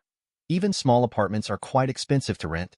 She argues that our kids have a comfortable life in the small town, where she only pays for the flat because it belongs to her father. If we moved, she would have to pay 4 to 5 times more for a smaller apartment, in addition to all the bills. Plus, she has her family and friends nearby to help with the kids after work. While I understand her perspective and see that the kids are happy, it feels like she's created an impossible situation for me. She mentioned that if we moved, it would only benefit me and be about feeding my ego. It's tough because she has valid points, especially since the kindergarten in the small town is owned by her sister, and we pay almost nothing for it. I stand firm in my decision not to live in the small town. While I understand that it may not make sense for her and the kids to move, we've agreed that I will continue visiting and spend as much time with them as possible. I'll take them to Warsaw every other weekend. She has assured me that she won't see anyone else and will wait for me, claiming that in the future, I'll see she remains single. I find it hard to believe, but honestly, I don't care. Perhaps it's for the best since the kids will have me as their sole father figure and not some random man. During our conversation, she said things that clearly indicated a lack of true remorse. When I asked why she hadn't called me even once during our separation, only texting me, She responded that she didn't have the time with 2 kids running around. She also stated that she would never again discuss the affair or provide me with any more details if I asked. She has drawn a line, refusing to share anything further because I told her family about some facts she didn't want me to disclose. She told me that the AP had been writing to her for many years, and she always rejected him. However, she claimed that when he reached out last year, it was my passive behavior that prompted her to start the affair. I simply replied that what she said was beyond disgusting, and she just rolled her eyes in response. She replied, "You're only thinking about yourself. You're the only one who feels sorry for yourself." I looked at her with a mix of anger and disappointment, my voice cold as I spoke. "You know what? You are the most disgusting human being I've ever met. After everything you've done, it's clear to me that no matter how many chances I give you, you'll always be the same. An immoral person who can't stay faithful. I can't keep living like this, hoping for a change that will never come. I've made my decision. I'm going ahead with the divorce. Every weekend, I make it a point to see my kids. It's the highlight of my week, those precious moments when I get to be their dad without the weight of everything else hanging over me. We have our routine. I pick them up, and we spend the day together, just enjoying each other's company. After the divorce, I had the court order my ex to drive to the capital for our visits. I wanted to make sure the kids had a stable environment, and that meant they'd come to me rather than me going back to that small town. I know it's not easy for her, but I can't concern myself with her feelings anymore. I need to prioritize what's best for my kids. As I started to rebuild my life, I decided to dip my toes back into dating. It felt good to connect with someone new, to feel that spark again after everything I had been through. I wasn't looking for anything serious, but I wanted to enjoy myself and see where it might lead. When my ex found out, she wasn't happy. I could see the anger and jealousy in her eyes. It was almost amusing, really. I calmly told her, "You made your choices, and I'm allowed to make mine. I'm moving on, and you need to accept that." I wasn't going to let her dictate how I should live my life anymore. I had put up with her actions for too long, and now it was my time to find happiness again, no matter what she thought. It felt liberating to finally be in control, to move forward without looking back. A certain news came to my ears a few weeks after my divorce when I heard about my sister-in-law's recent troubles. It was hard to feel any sympathy for her. She had always been a bitch to me. It didn't surprise me at all when I found out her husband caught her kissing another man. She had been playing with fire for a while, and it seemed like she finally got burned. Her husband was rightfully furious. Can you blame him? She had betrayed him in the most humiliating way possible. The whole situation escalated quickly, and in a blind rage, he beat up the guy she was with. But the real villain here was my sister-in-law. She had orchestrated her own downfall with her reckless actions, showing her true colors. She didn't just cheat. She flaunted it, thinking she could get away with it without consequences. After the confrontation, he tossed her out along with all her belongings, and she ended up back at her parents' house. I can't say I feel bad for her. Dear listeners, please share your thoughts in the comments section below, and don't forget to like, share, and subscribe. My wife cheated on me after I broke 2 bones and said she wasn't sorry, so I made sure she was. Hey guys, I, 40 male, have been married to my Christine, 39 female, for about 10 years now, and we have 1 child, my lovely daughter who is 9 years old. Like any marriage, we've had her ups and downs. A lot of downs, to be honest, but we come through everything fine. There's been no infidelity, but there has been a basis for trust issues. On both our parts, I will admit. However, in the last 2 years or so, I've done my best as a husband, and I think I've maintained a good record. My wife and I have a good life in the bedroom. We're getting older, but things haven't dropped off too significantly from back when we met. I've always been very thankful for that much, because I have been involved with women who might as well have been celibate, and it was frustrating to say the least, because no amount of communication fixed anything. So a woman who actually wants to roll around in bed is a blessing to me. I owned a business before I met my wife, and when we got married, she eventually joined me at the helm to run things. About 2 weeks ago, I got into an accident on my way to work. I got T-boned at a red light and woke up in the hospital with a broken femur and humerus. Yeah, needless to say, that wasn't fun. Once it was certain there wasn't any internal damage, I was let home in 2 days with a cast on my arm and my leg. Obviously, my movement was impaired quite a lot, but I was able to find my way around the house with a lot of stumbling and leaning on things. Of course, there were certain things I was unable to do, and Christine had to help me with them. For about the first week, she seemed to be fine with it, and every time I asked her if it wasn't too much of a burden, she'd say no with a big smile. However, once I crossed over into the second week, I started to notice a bit of change in her attitude. To be honest, when I said our life in the bedroom is good, it's really good, and we usually don't go a full week without anything going on. So my first assumption was that it might have been because of that, especially because I was starting to feel my body craving it too. Again, when I asked her if I was being a burden, she said no, but this time she seemed more short with me. I asked her straight up whether it was because of the lack of action between us, but she said it wasn't and left the room promptly after that. At that moment, I really felt it was, but I felt like being married as long as we were, she'd be able to answer me truthfully with a question like that. My mouth and one of my hands still work, so I feel like we'd be able to work things out. I mean, I had the urge to ask her to help me blow a load, but she's already doing a lot for me, so I decided not to bother, at least until I can't take it anymore. Now here's the thing. Yesterday, she came back home after managing the business on my behalf that day, and she was very clearly in a much better mood than she was all the other days. Like I could describe her mood as bubbly. Now, I don't know if I'm being paranoid, but since I feel like her mood before was because we couldn't be intimate, I'm suddenly overthinking whether she was able to get somebody else to take care of that side of things for her. I mean, she's never cheated on me. Does anyone ever know for sure? And apart from that sudden change in her mood, I wouldn't have anything else to use to suspect her.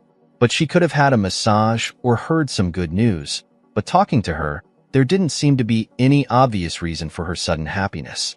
So, before I do anything rash, not like I can with the way I am right now, I want to hear all of your opinions. Should I try and do some digging, or should I just assume that she was just happy for some other reason? I mean, I feel like I might be jumping to conclusions after such a long time knowing each other, but let me know what you all think, please. Update 1. Hey everyone, it's been about 3 weeks since my last post, but I'm back with an update. A lot of you said I should go ahead and check her phone. Partners should be allowed to check each other's phones if they have nothing to hide. I know she can check mine as much as she wants because I've never had anything to hide. Well, I eventually did check and boy, did I find things. Anyway, I wasn't about to ask her to hand it over because that would give her the chance to delete any evidence. I had to gain access to it at a time when I would have enough time to search all through things and potentially save any proof I found. Just so you know, after that day when she was all happy, she slowly went back into a mood and then just another day was all bubbly again. It was the third time that she came back all happy that I got my chance. She was chewing gum, but I was sure I could smell a slight scent of booze following her. She also didn't kiss me as she got back home, but she was happy. I think it might have been whatever she drank, but it didn't take long for her to fall asleep and she left her phone right beside her in bed. I never checked Catherine's phone before, but I was very anxious as I did it because I was scared she could wake up at any moment and I'd have to start trying to explain myself. But the anxiety from not knowing whether she was cheating on me was honestly a lot worse, so I pushed through. There were no photos or videos of her with anyone unusual, but it was when I went to her messaging app that I saw an unread message from an Alex, and squinting at the profile picture, I saw it was the same Alex I knew that worked for me.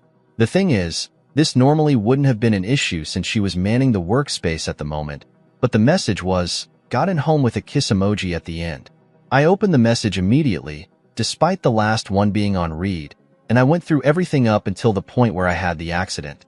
Things were very formal until about a day before the day that my wife had come home all bubbly the first time.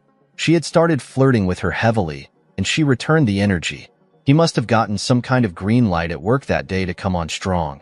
And so it just made it clear how little I knew while I was at home recovering.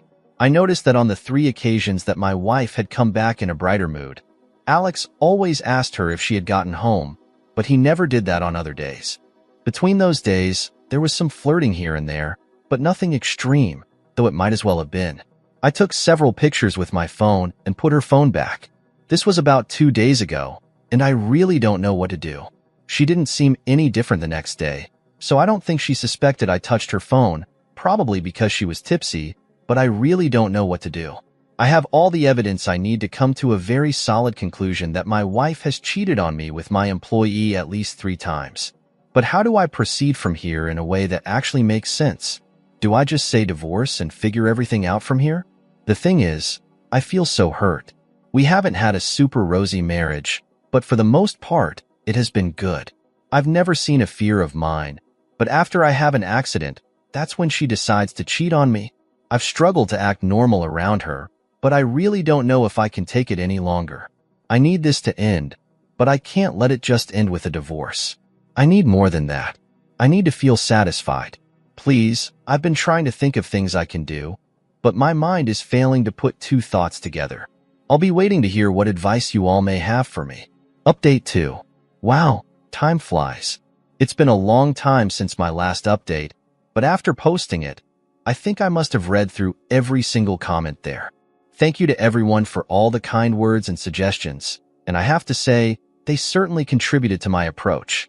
The first thing I did was to find a divorce lawyer. I didn't pay a routine right that time, but just wanted to know what I could do about his services. At that point, I stupidly still felt like there could be an explanation for what I had read on her phone, so I decided to confront her before making anything final. It was a bit easier for me to move around on my own, so I told her that I wanted to follow her to work to see how things were going and say hi to the employees. She tried to weakly convince me to just stay at home and that she had everything under control. But at that point, I knew nothing was going to stop me from going. So about an hour later, I was in the passenger seat and we were heading to our business location. Most of the guys were super happy to see me, Alex included, though he seemed a lot more awkward than the rest of them. My wife also didn't seem to be super happy that I was there. Towards the end of the workday, I called for Alex to come into my office, and I did that when my wife was somewhere close by.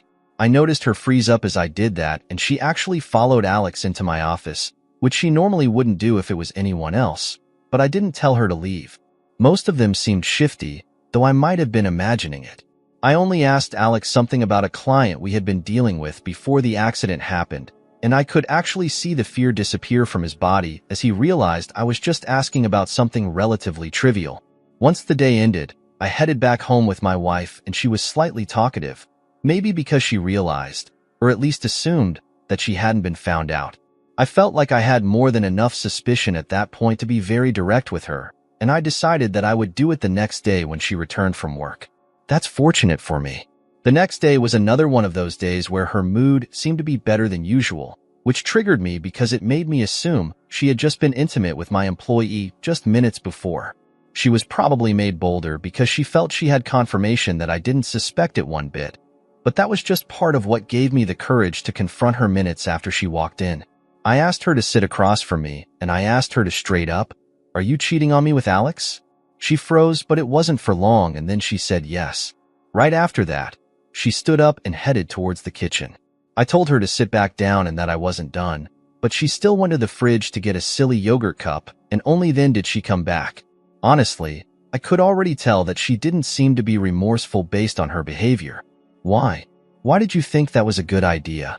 And then she went into explaining how she has needs as a woman and I wasn't providing those needs for her. I pointed out right there that I had been in a freaking accident. I still had casts on and her major concern was that there was no sex. I told her that if she had told me how dire her needs were, we could have found a way to sort things out, at least until I was healed, but she only shook her head and said it wouldn't have been the same. Honestly, in that moment, I was actually lost for words. I was expecting crying and pleading an obvious guilt, but the stupid woman in front of me was trying to justify her cheating. I asked her directly whether she was sorry, and she told me no. She repeated again that she had needs and I couldn't provide them, and that wasn't her fault that she wouldn't deny herself pleasure because I had gotten herself T-boned by an SUV. Yeah, I hate to admit it, but I lost all cool that I had at that moment. I struggled my feet and walked over to her in an intimidating way. I didn't raise a fist or anything, but as I approached her, she stood up and shoved me hard. I lost balance and hit our wooden coffee table on the way down. I hit my shoulder. Nothing was broken. I confirmed eventually, and I lay on the floor in pain. A few minutes later, I heard the front door close and her car start up and drive away. Yeah, my wife definitely assumed to be X, knocked me over, and didn't even check if I was okay. I literally had 2 casts on. It was a few minutes before I could struggle up onto the couch, and my shoulder was in a lot of pain. The first thing I did was call the police because I actually lost all respect and love for her in that moment. I was seeing red. Apparently, the noise of our argument had woken up my daughter, and she was hiding near the top of the stairs when she saw me get pushed. She started crying when she saw me in pain, and it broke my heart. She kept asking what had happened between me and her mom, but I really didn't know what to tell her. Eventually, the police came, took a report from me, and I was taken to the hospital, along with my daughter for an x-ray, though fortunately, there was no lasting damage to my shoulder. I mean, considering I was on the way to recovery, I'd have been pissed if I broke something else. As soon as I got back home that night, I put my daughter to bed and sent a message to the divorce lawyer, telling him that I was ready to go ahead with things. Christine hasn't come back home in the 3 days since that happened, and I haven't even contacted her. My daughter keeps asking where her mom is, but I had to make up a stupid excuse that she went to visit her sister. At this point, it's actually war, and I think I have everything I need to have things collapsed for Christine. She wasn't sorry for cheating on me, but my goal is to make her sorry. Final update. As I'm writing this, which should be the final update in my story, I'm doing so with a big smile on my face. I know it has been months since my last update, but if you're big fans of the sensation we call Schadenfreude, you're going to like this one. I know I do. The first thing that I did was send text messages to every single one of my Christine's relatives that I knew, from her parents to a cousin that I had only met twice. I even sent it to the friends whose numbers I had because I was pissed. I didn't write a single thing that wasn't true, and I even sent them the pictures I had taken of the flirting between her and Alex back then. Some of them responded, and some of them didn't. The ones who responded were more sympathetic, and I assumed most of those who didn't were on Christine's side. My job there was done. Whether they took her side or not, I made sure her sleazebag behavior was well documented. After that, I went into work and I met Christine there. She was shocked to see me, probably thinking I was too crushed to do anything. It was barely 10 seconds before I pointed to her and Alex, the employee she had been cheating on me with, and told them they were both fired. She used to be my wife, but she was merely an employee. Her name was nowhere in the paperwork from the business, and I'm glad I had never brought her in on that extent. Alex was surprised by the thudness of it all, but he couldn't argue because he knew he was guilty. He had worked for me for 3 years, and he was surely going to have a fun time trying to use me as a reference for whatever his next job was going to be. Meanwhile, Christine looked furious. She walked up to me. Honestly, I was scared I was going to get hit again, though that would have worked nicely for me. And when she was at arm's length, I spun the divorce papers on her. Her face turned red because our employees were there, but I didn't care. She snatched the papers from me and marched out of the place. The rest of the day was awkward, and I had to deal with a lot of cursing and text from her later, once she realized the full extent of people I had told about her cheating. Again, my story doesn't end there. It still gets good. You remember the assault? I had a police report and a hospital report, and I went to the police station at the close of business to report things. I told them I wanted to press charges. To skip through things a bit, my divorce lawyer was able to help me structure the case beautifully as a complete bonus, and considering this came after I confronted her for cheating, she was unremorseful. I was injured. She left me there, and my daughter witnessed it. She got a week in jail and mandatory anger management classes. I hate that my little girl had to get a bit involved, but for me, it was worth it. The criminal record gladdened my heart. Then, we got to the actual divorce proceedings.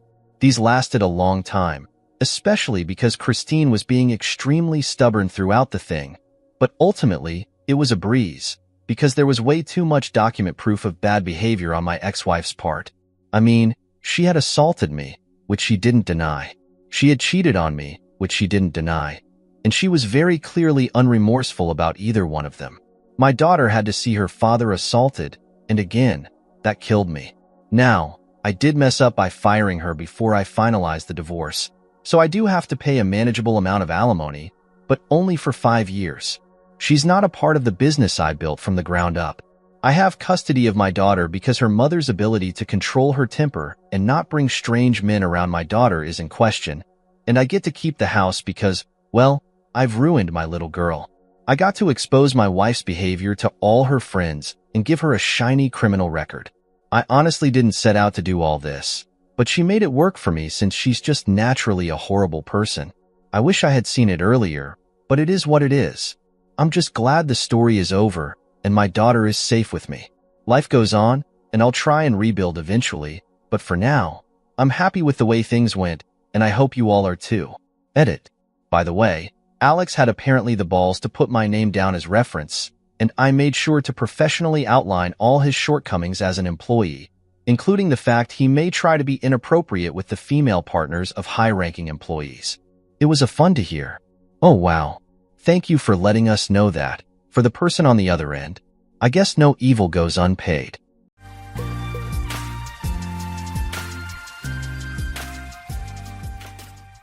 John Watson's life wasn't always marked by tension and disillusionment. There was a time when everything seemed full of promise. Growing up in a tough neighborhood, he had to make hard choices to survive. His mother married Tim Murphy, a strict cop who kept John from falling into a life of crime. Though John initially resented Tim, he later realized that Tim's influence steered him toward academic success.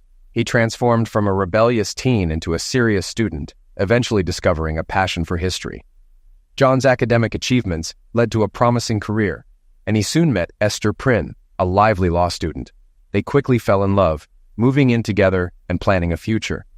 John was sure they were destined for a happy marriage, but the pressures of their careers began to strain their relationship, leading to an unexpected rift. On a gloomy autumn day, the overcast sky matched John Watson's mood. He unfolded his tall frame from the car and headed to the saloon, seeking refuge from the week's stress. A colleague's sudden resignation had left him scrambling for a replacement, with 3 failed interviews only adding to his frustration. Students were also upset over delayed textbooks, but what weighed most heavily on him was the growing tension in his marriage. "Hi, Professor. Haven't seen you in a while." Chester, the bartender, greeted him quietly. "Hi, Chester. I'll have a scotch and water," John replied, noting it was just after 4 p.m. As he waited, John's eyes wandered around the familiar old saloon, a place that had been his retreat since graduate school. His mind drifted back to when he was finishing his doctorate in American history. His manuscript on Henry Clay was set to be published, and he had just been offered a teaching position. Though the pay was modest, he couldn't have been happier. Esther had graduated law school and secured a job with a prestigious firm, and they had been living together for a year. John had saved up to buy an engagement ring, and Esther's joy when he proposed had filled him with pride. They were set to marry in the spring. John's thoughts turned to a younger, vibrant Esther. Her zest for life made her seem taller than her 5'4" frame, with her long blonde hair and sparkling blue eyes. He recalled how deeply they had loved each other. But the somber mood returned as he remembered the New Year's Eve party at Esther's law firm, shortly after their engagement. He never felt at ease with her colleagues, sensing their contempt for his career choice, which only fueled tensions between him and Esther. By 11 that night, the party had descended into chaos, with drunken antics that made John uncomfortable. He had always been careful not to drink too much, determined not to follow in his father's footsteps, a man who had died in a drunken crash, leaving John's mother to fend for them in poverty. Reflecting on his past, John recalled the mean streets of his youth, where he had roamed with a gang until Tim Murphy came into his life. As a cop, Tim put an end to John's wild ways, showing him that the path he was on led only to misery. John wasn't foolish, and his transition from gang member to honor student happened quickly. Within a few months, he buckled down and started enjoying school for the first time. During this time, he also vowed never to let booze control his life, determined not to become like his father. This resolve was why he felt so uncomfortable at that party, where almost no one, including Esther, was sober.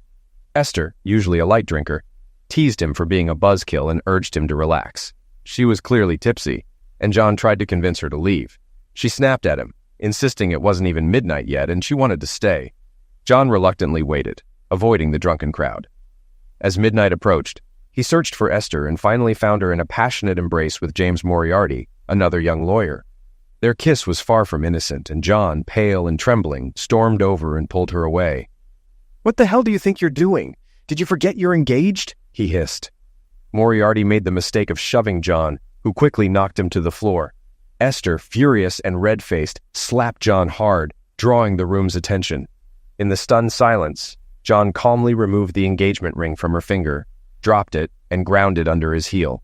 Without another word, he walked out, shaking with anger and humiliation. As he reached his car, he forced himself to calm down, though his thoughts were far from rational. All he wanted was to get back to their apartment, pack his things, and leave as quickly as possible. Esther had crossed a line, and John didn't care that she was drunk. His anger left no room for forgiveness. Back at the apartment, John quickly packed his belongings, filling 2 suitcases and a duffel bag. Looking around, he felt a wave of sadness at how little he had to show for their time together. He knew this wasn't just a minor argument.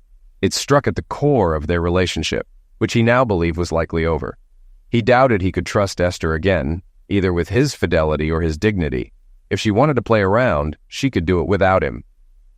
John soon checked into a Holiday Inn near campus and began planning his next steps.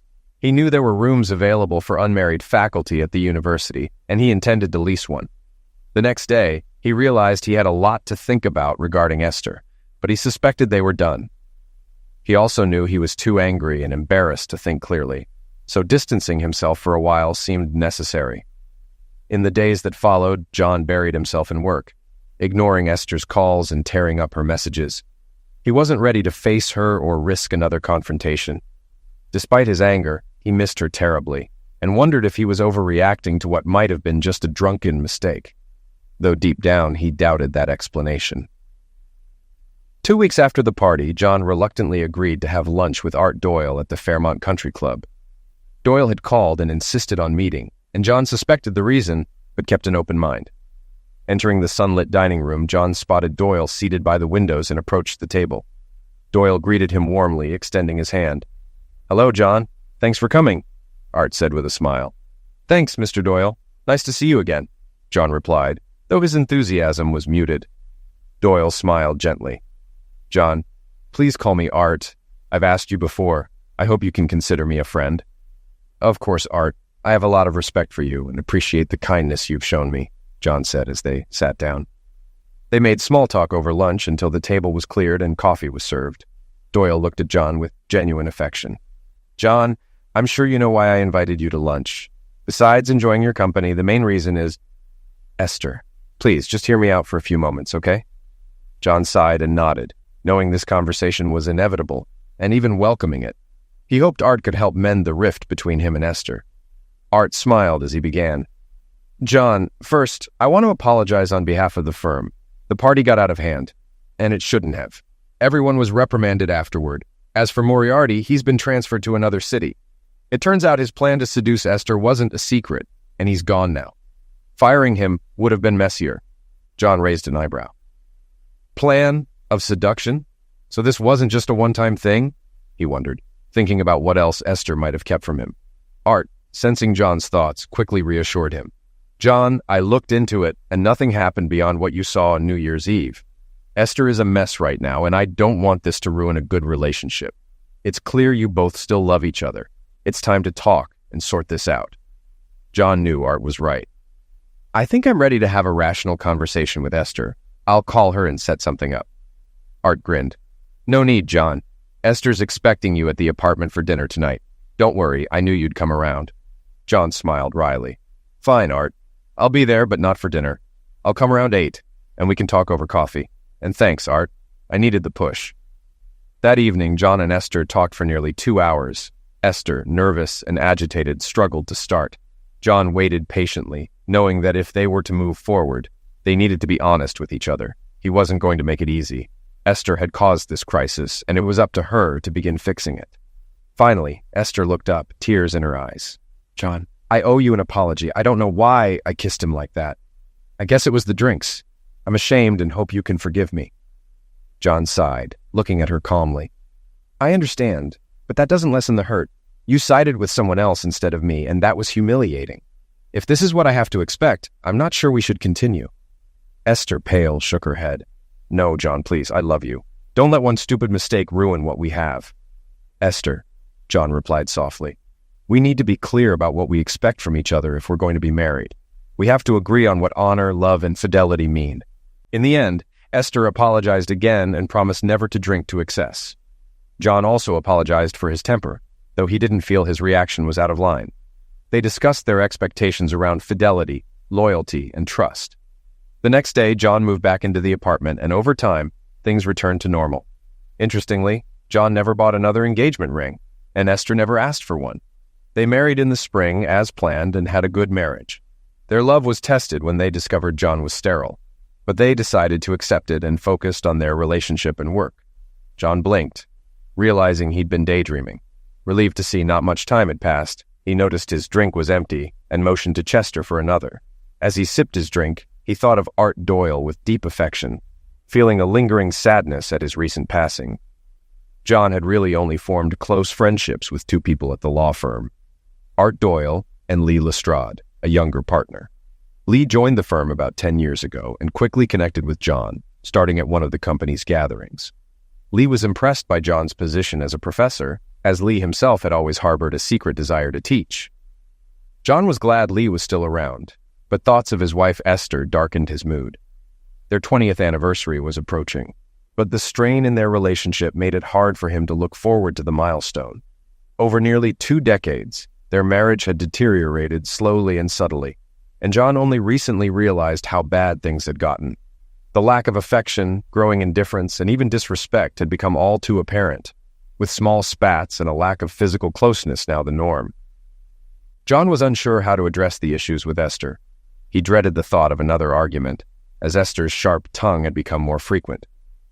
Has it really gotten so bad that I can't even talk to her? He wondered. John was startled by a voice at his ear.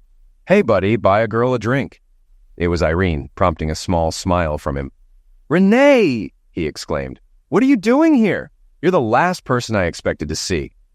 I stop by every few weeks, John, for old time's sake. Order me a gin and tonic. I'll be right back, she said, heading to the restroom. John smiled affectionately after her. Dr. Irene Adler, an attractive woman in her late 30s, was more than just good-looking. Tall and confident, with dark hair and striking eyes, she was now the assistant chair of the Drama and Performing Arts Department. John and Esther had supported her through 2 divorces and numerous failed relationships, and John considered her his closest friend. When Irene returned, she sat next to John and said, Okay, Johnny, what's the problem? Why do you think there's a problem? And don't give me that nonsense about stopping by here regularly, John replied without much bite. Irene laughed. I saw your car outside as I was driving by and decided to check if it was really you in here. John gazed at her with genuine affection.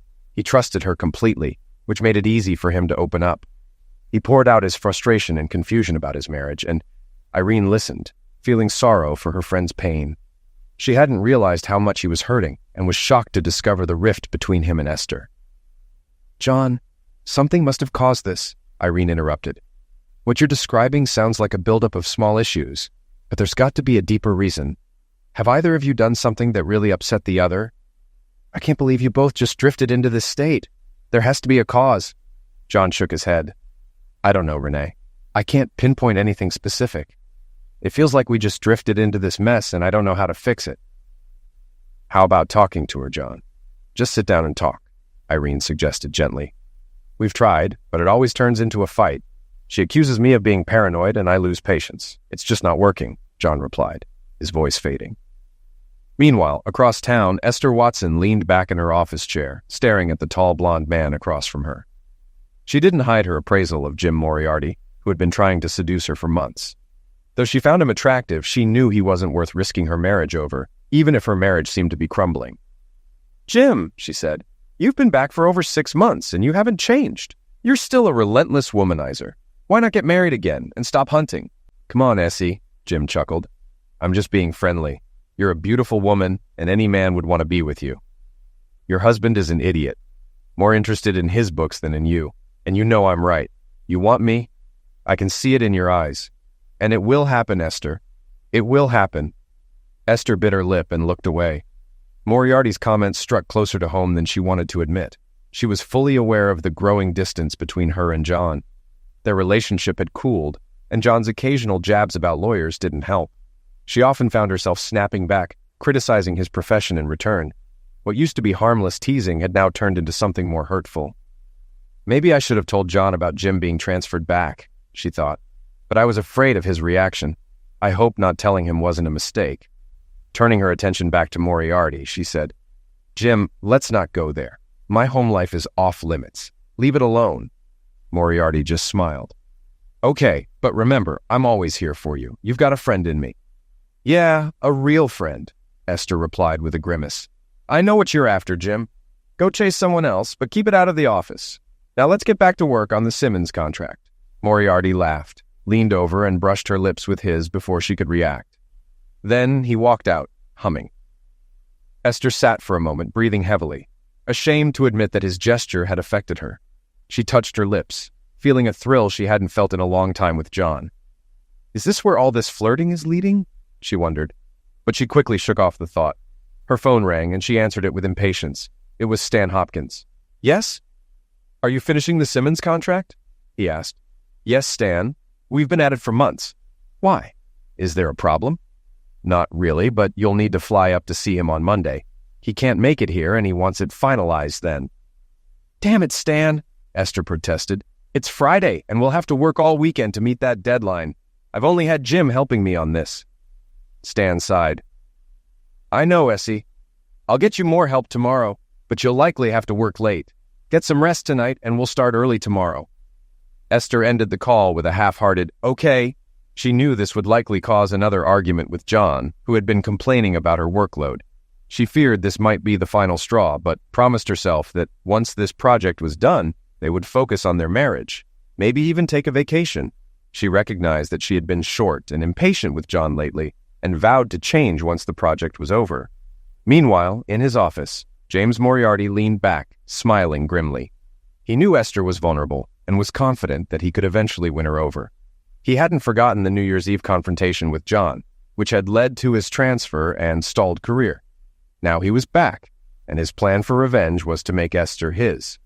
The weather had turned cooler, and John was eager to get home. He was disappointed to find the house dark as he pulled into the driveway. Crap, he muttered, assuming Esther was working late again. But just then Esther's car pulled up beside his. Surprised, he waited by the door. Hi, sweetie, she said cheerfully. We made it home at the same time. How about we freshen up and go out for a nice dinner? John was wary. Esther's sudden cheerfulness seemed out of place. Something's up, he thought, but decided to play along to see what she had in mind. Despite his doubts, they had a lovely dinner and a warm conversation, which gave John hope. Perhaps they could rekindle what they had lost over the years.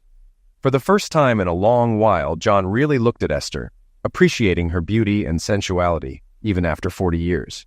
He realized he might have been neglecting her, too focused on his career, and resolved to make more of an effort to strengthen their marriage. Esther, too, felt encouraged as she noticed John opening up.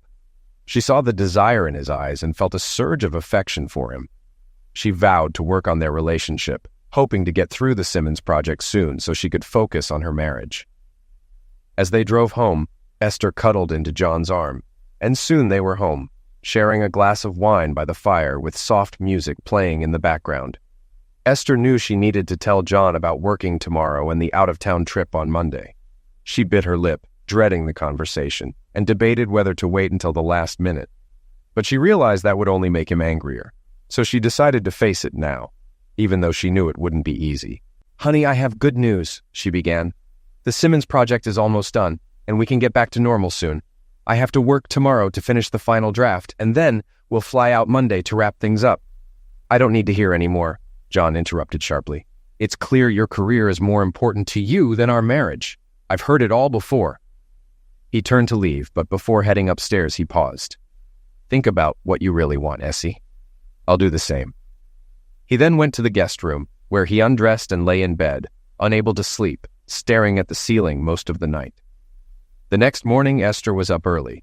She quickly dressed and left without breakfast, still angry about John's harsh words. She knew their marriage was on shaky ground, but pushed those thoughts aside to focus on work. John woke up late, feeling exhausted. He went through his morning routine and noticed that Esther hadn't even made coffee before leaving. He sat at the kitchen table, head in his hands, regretting how he had snapped at her. He knew he had been short-tempered for months, but couldn't pinpoint why. Their once loving relationship had turned into constant conflict, and he was determined to fight for their marriage. Remembering their pleasant dinner the night before, John smiled slightly, realizing he still loved Esther. He regretted his outburst and decided to surprise her at work, hoping to take her out for lunch. He knew he needed to be more supportive and planned to show her that he was committed to improving their marriage. As he drove to Esther's office, he felt optimistic, but then his car got a flat tire. Frustrated, he pulled into a nearby diner parking lot and called for roadside assistance, which would take 30 minutes to an hour. Deciding to eat while he waited, he entered the diner and spotted Lee Lestrade, a senior partner at Esther's firm, sitting alone. "John, what a surprise! Join me," Lee said, waving him over. John smiled and sat down. Nice to see you, Lee. What brings you here on a Saturday? Emily's out of town visiting a friend, so I'm on my own. I stopped by the office for a file and decided to grab a bite here. What about you? I was on my way to see if Esther wanted lunch, but I got a flat tire. So much for my plans, John chuckled. Buck up, John. The project Esther and Jim are working on will be done in a few days. We can all celebrate when they're back. Jim? John asked, surprised. I don't recall Esther mentioning him. Jim Moriarty. He was transferred to the main office about 6 months ago. I'm surprised Esther didn't mention him. They've been working together on this project for a while, Lee explained, not noticing the color drain from John's face. John felt his throat tighten and his stomach churn. A red haze clouded his vision, but he managed to keep control. I guess I haven't been paying attention, Lee. Sometimes it feels like Esther and I live in two different worlds. He forced a smile, though it didn't reach his eyes. Yeah, we're all guilty of that sometimes, Lee laughed. It took every bit of John's self-control to stay in that booth, eat his sandwich, and continue talking with Lee. His mind was racing, but he forced himself to stay calm. His heart pounded, and sweat trickled down his sides. When the auto service truck finally arrived, he quickly excused himself. John drove home on autopilot, realizing when he arrived that he couldn't remember the trip. He took a deep breath, stumbled into the house, and sat down, feeling empty and lost. His thoughts were chaotic and he couldn't focus. His mind screamed, "Esther is having an affair!" He fought against the idea, but it kept coming back, leaving him trembling and in pain. He poured himself a drink but then poured it out, refusing to follow in his father's footsteps. John went to the bathroom, considered taking some of Esther's Xanax, but decided against it. He smiled bitterly at the thought. Gradually, the shock wore off and his mind began to clear, though still erratically. So Jim Moriarty is back, he thought. And she didn't tell me. No wonder our marriage has been falling apart. He knew he couldn't stay married to a cheater. The word divorce loomed large in his mind, and he realized that counseling was no longer an option. It was too late. As the initial sorrow faded, John felt an icy calm replace it. The boy who had survived the streets took control. He would not be a sufferer. But before taking action, he needed proof. He needed to be sure of Esther's infidelity before he could confront her. A grim smile crossed his lips. "There's a price for cheating," he muttered as he picked up the phone, unaware of the tears streaming down his face. Meanwhile, at the office, Stan Hopkins called out to Esther, "I'm heading out. Are you guys almost done?" "A couple more hours, Stan," she replied. "Jim is finishing up the first draft, and I'm nearly done here." "Don't forget your flight tomorrow evening. Get some rest before your meeting with Simmons," Stan said as he left. Esther sighed, knowing this would likely cause another argument with John. She wondered if they could ever get back to the love they once had. Spending a couple of nights away with Jim, even in separate rooms, could be disastrous if John found out. She worried that not telling him about Jim's return was a serious mistake. "I've done nothing wrong and intend to keep it that way," she thought, but anxiety lingered. Later, Irene greeted John at her door. "Come in, John. You didn't sound like yourself on the phone. Do you want a drink?" "Nothing, Irene," John replied. "Thanks for letting me come over. I really need to talk." Noticing his drawn features and red eyes, Irene knew something was very wrong. She led him to the living room where he sat down, trying to smile. "I'm sorry for bringing my problems to you, Renee. You're always there to share them," he said, attempting a chuckle. Irene waited, inviting his confidence. John began to share his suspicion that Esther was having an affair. "It all makes sense now, Renee. Why our marriage has deteriorated. Her coldness, the lack of affection, the disrespect." His voice rose before he regained control. "I don't even remember the last time we really made love or even kissed. Can you believe that?" Tears welled in his eyes as he spoke. Irene felt deep sympathy for John and Esther. Despite what John had shared, she found it hard to believe Esther would cheat, knowing how much she loved him. "John," Irene said gently, "I know learning about Moriarty's return has shaken you, but think this through. Maybe Essie didn't mention it because she knew you'd react badly. Couldn't that be the reason?" John shook his head. "I've considered that, but it doesn't explain everything. His return coincided with our problems, and that's too much of a coincidence. I never doubted her before, even with the late nights and weekends. But now, it's clear, Esther is having an affair with Moriarty. I can't accept that. Our marriage is over. I just need to get the proof before I file for divorce." Irene gasped. "Divorce? John, aren't you jumping to conclusions? You only have suspicions. Talk to Essie first. You know she can't lie to you." "She's been lying to me for months, Irene. I need proof. Can you help me disguise myself so I can follow them and catch her in the act? Irene laughed despite the tension. John, you don't need makeup. Just change your appearance a bit. Wear a baseball cap, some glasses, and casual clothes. That'll be enough. John nodded. Good idea. I'll fly out after she does and see what I find. At least I'll be doing something. As John left, Irene hugged him and asked to be kept informed. After he left, she stood in the doorway, thinking deeply, her heart heavy for her friend. A stray thought crossed her mind. If John divorces Esther, he'll be available. She quickly dismissed it, scolding herself for even thinking it. But the idea lingered. John returned home late, having walked for miles to clear his mind. Exhausted and emotionally drained, he entered the dark house and collapsed into bed without undressing. Despite his turmoil, he fell into a deep, dreamless sleep. The next day was tense at the Watson household. John and Esther avoided each other, and when the taxi arrived, Esther left without a word. John watched her leave, considering whether his trip the next day was even necessary, but he decided he needed proof, if only for closure. The following morning, a very different-looking John Watson checked into a hotel. Wearing a Phillies cap, horn-rimmed glasses, and casual clothes, he looked nothing like his usual self. Convinced he wouldn't be recognized, he chose a spot in the lobby where he could watch the elevators discreetly. Before heading to his room, John noticed a hotel flower shop. He ordered a dozen roses to be delivered to Esther's room, then positioned himself in the lobby. Soon he saw a bellman carrying the flowers to the elevator. John followed him, noting the room number, 1212, before quickly retreating to avoid being seen. He then returned to his own room on the 9th floor, determined to get the evidence he needed. John took his seat in the lobby around 4 o'clock, pretending to read a newspaper but mostly watching the clock as time crawled by. Finally, at 6:33, he saw Esther enter the lobby with James Moriarty. Despite the years since he'd last seen him, John recognized him instantly. They both looked frustrated, as if their negotiations had gone poorly. Moriarty tried to guide Esther into the dining room, but she pulled away and headed for the elevators, with Moriarty following. After a quick meal in the hotel coffee shop, John returned to his spot in the lobby, pretending to be engrossed in his newspaper. He stayed there until after 11 o'clock, then headed to his room, deep in thought. Maybe I'm being paranoid, he wondered. Their interactions seemed purely professional, no affection, no signs of an affair. But doubts lingered as he prepared for bed. He knew he needed to discuss his concerns with Esther calmly and rationally, without letting it turn into another argument. If they couldn't resolve their issues, they might have to face the end of their marriage. The next morning, John woke late, feeling exhausted despite the sleep. After a quick shower and a light breakfast, he reconsidered his suspicions.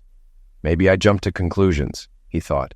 He decided to continue his vigil in the lobby for the next 2 nights, though he was starting to doubt anything incriminating would happen. That evening, John was back in his chair in the lobby, anxiously watching the clock. At 7:14, he saw Esther and Moriarty enter the lobby, laughing and holding each other. Moriarty had his arm around Esther's shoulder, and they were clearly enjoying themselves.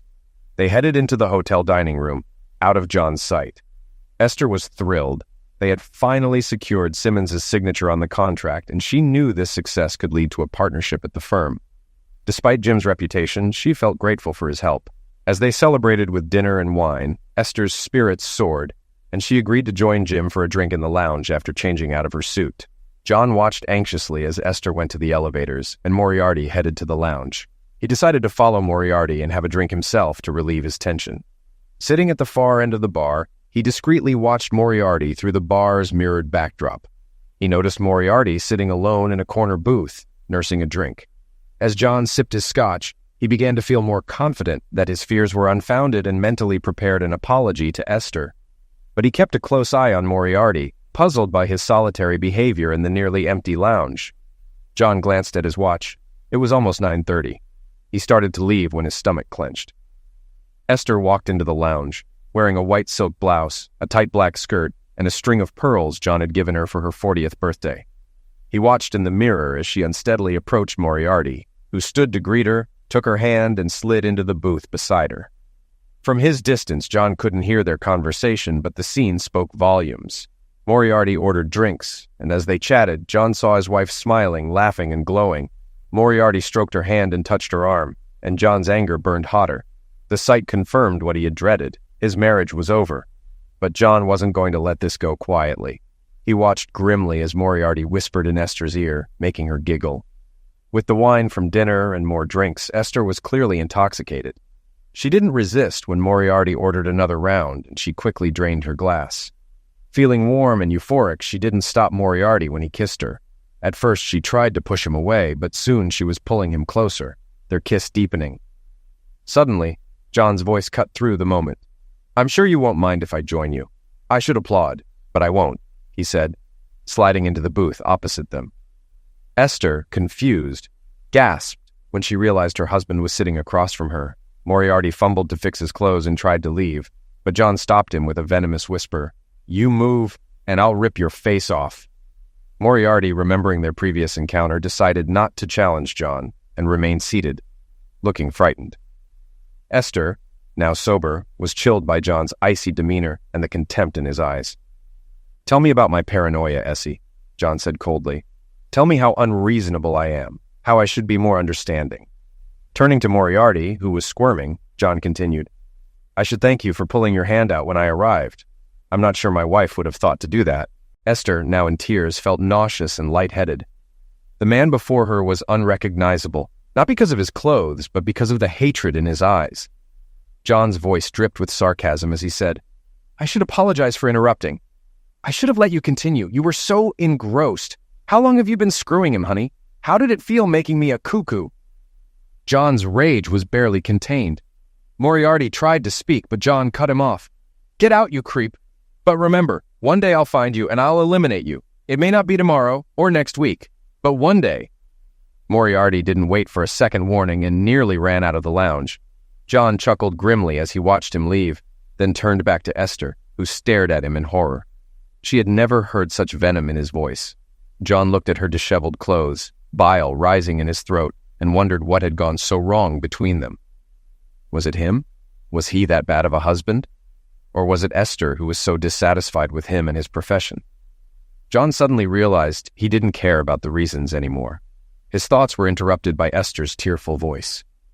"John, please, I let things go too far. I was just so happy about the Simmons contract.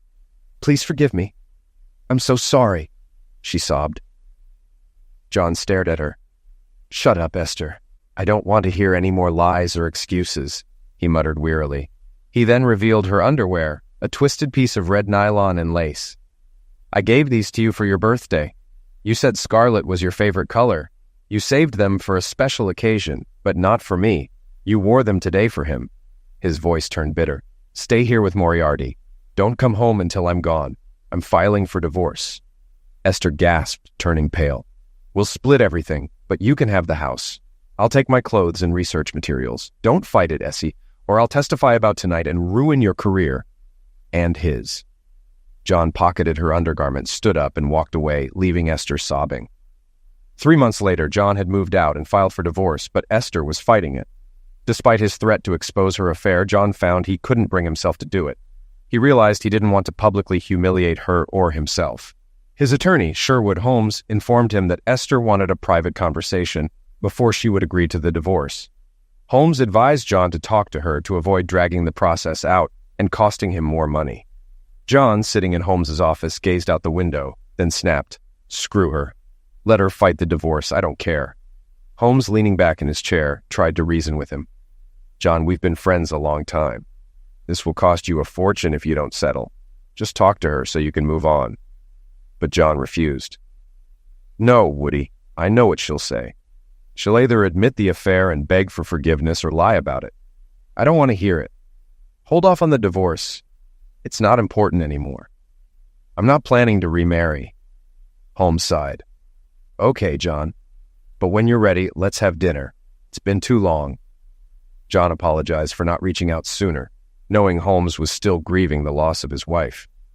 He promised to call soon, then left the office, his shoulders slumped in the cold gray afternoon. John returned to his new townhouse, a rental he'd spent weeks fixing up to start his new life. As he walked through the rooms, he simmered at Esther's refusal to let go.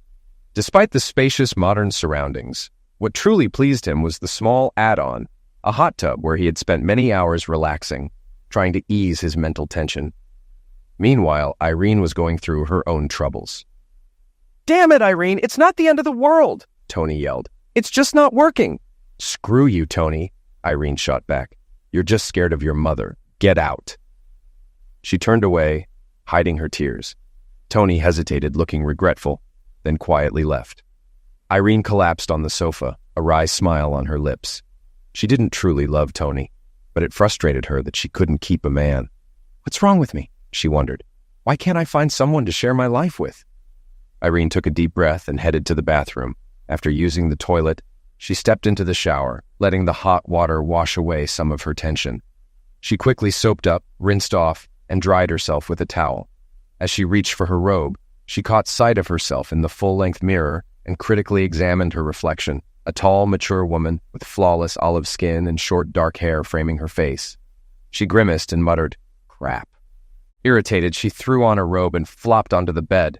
She tried to distract herself by reading a novel, but quickly gave up, tossing the book aside. "Damn it, I need a drink," she said aloud. She went to the kitchen, poured herself a bourbon on the rocks, and sank into an easy chair in the living room, wondering where her life was headed. "Stop feeling sorry for yourself," she muttered. "I need company. I need to get out." An idea sparked, and she picked up the phone and dialed. "John, it's Irene. Are you busy? I'd like to come over." After hearing his response, she said, "Great, I'll see you in an hour or sooner." As darkness fell, Irene pulled into John's driveway. Before she could ring the bell, John opened the door and pulled her into the warm foyer. "Perfect timing," John laughed. "The food just arrived. Give me your coat and let's eat." "Wow, John, you sure know how to treat a girl. I didn't realize how hungry I was until now," Irene replied. They chatted while enjoying Chinese takeout, then moved to the living room with the last of a bottle of wine. After some banter, John suggested, "Enough of this light stuff. Let's get serious." He fetched a bottle of good scotch, poured them both a drink, and settled across from her. "Okay, what's bothering you? Tell Uncle John." Irene laughed and sipped her drink. "This is good stuff, John, but yeah, it's Tony. He broke up with me today. What's wrong with me? Why can't I keep a man?" John leaned forward.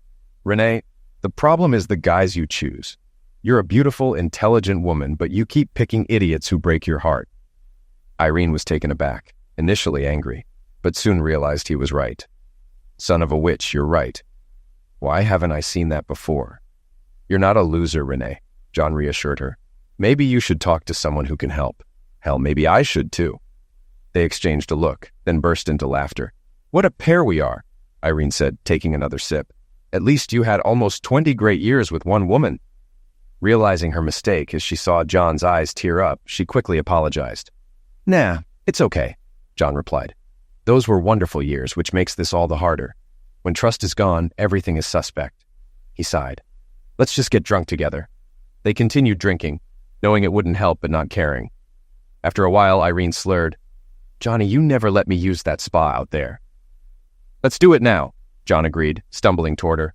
With their arms linked, they made their way to the alcove. "Uh-oh, no swimsuit," Irene said, laughing. "Screw it. Let's skinny dip," John replied, and they both undressed. They soon found themselves in the warm, swirling water, John admiring Irene's beauty, and Irene, uncharacteristically unashamed, returning the compliment. "You're not so bad either, Johnny," she said with a smile as they settled into the spa. They sat side by side, enjoying the warm jets of water. Despite the whiskey fogging his mind, John knew he had to be careful not to jeopardize their friendship. Irene, however, was less hesitant. "Should I make a move? Will he get angry? Oh, hell, why not?" she thought, and moved closer to John. John tensed at her approach, but quickly pulled back, splashing water on his face. "Damn, I'm sorry, Renee, I just can't. I'm sorry," he muttered, trembling slightly. Irene helped the now despondent John out of the spa and into a robe, then guided him to bed like a child. He fell asleep almost immediately.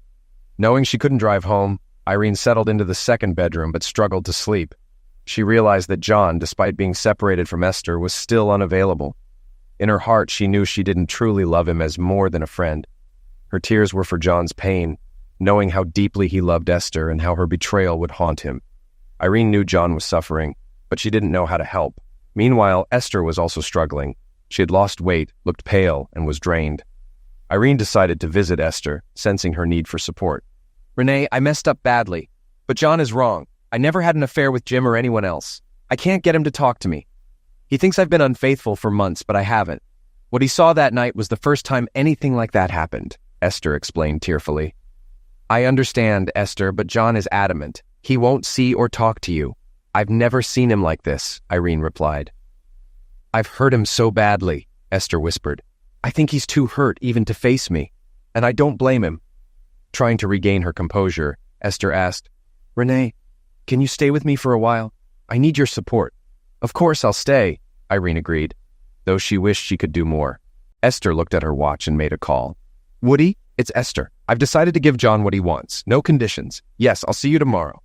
Turning to Irene, she said, I'm going to give John the divorce. He deserves closure, and I can't keep fighting this. Irene paled. Esther, are you sure? I know you both love each other. Maybe I can talk to John again. No, it's not fair to keep him in limbo. He's made it clear our marriage is over, and I have no one to blame but myself, Esther said, her voice wavering. But please stay with me. I really need you right now. Of course, I'll stay as long as you need, Irene reassured her, taking her cold hands. Later, John was stunned when his attorney, Woody, informed him that Esther wasn't going to fight the divorce. She's not fighting it? She never gives in easily. What's going on? Let her come and see if she goes through with it. I won't hold my breath, though, John replied. After agreeing to meet Woody for dinner, John wandered through his home, feeling conflicted. He should have felt satisfied, but instead he felt uneasy. What the hell is wrong with me? He muttered.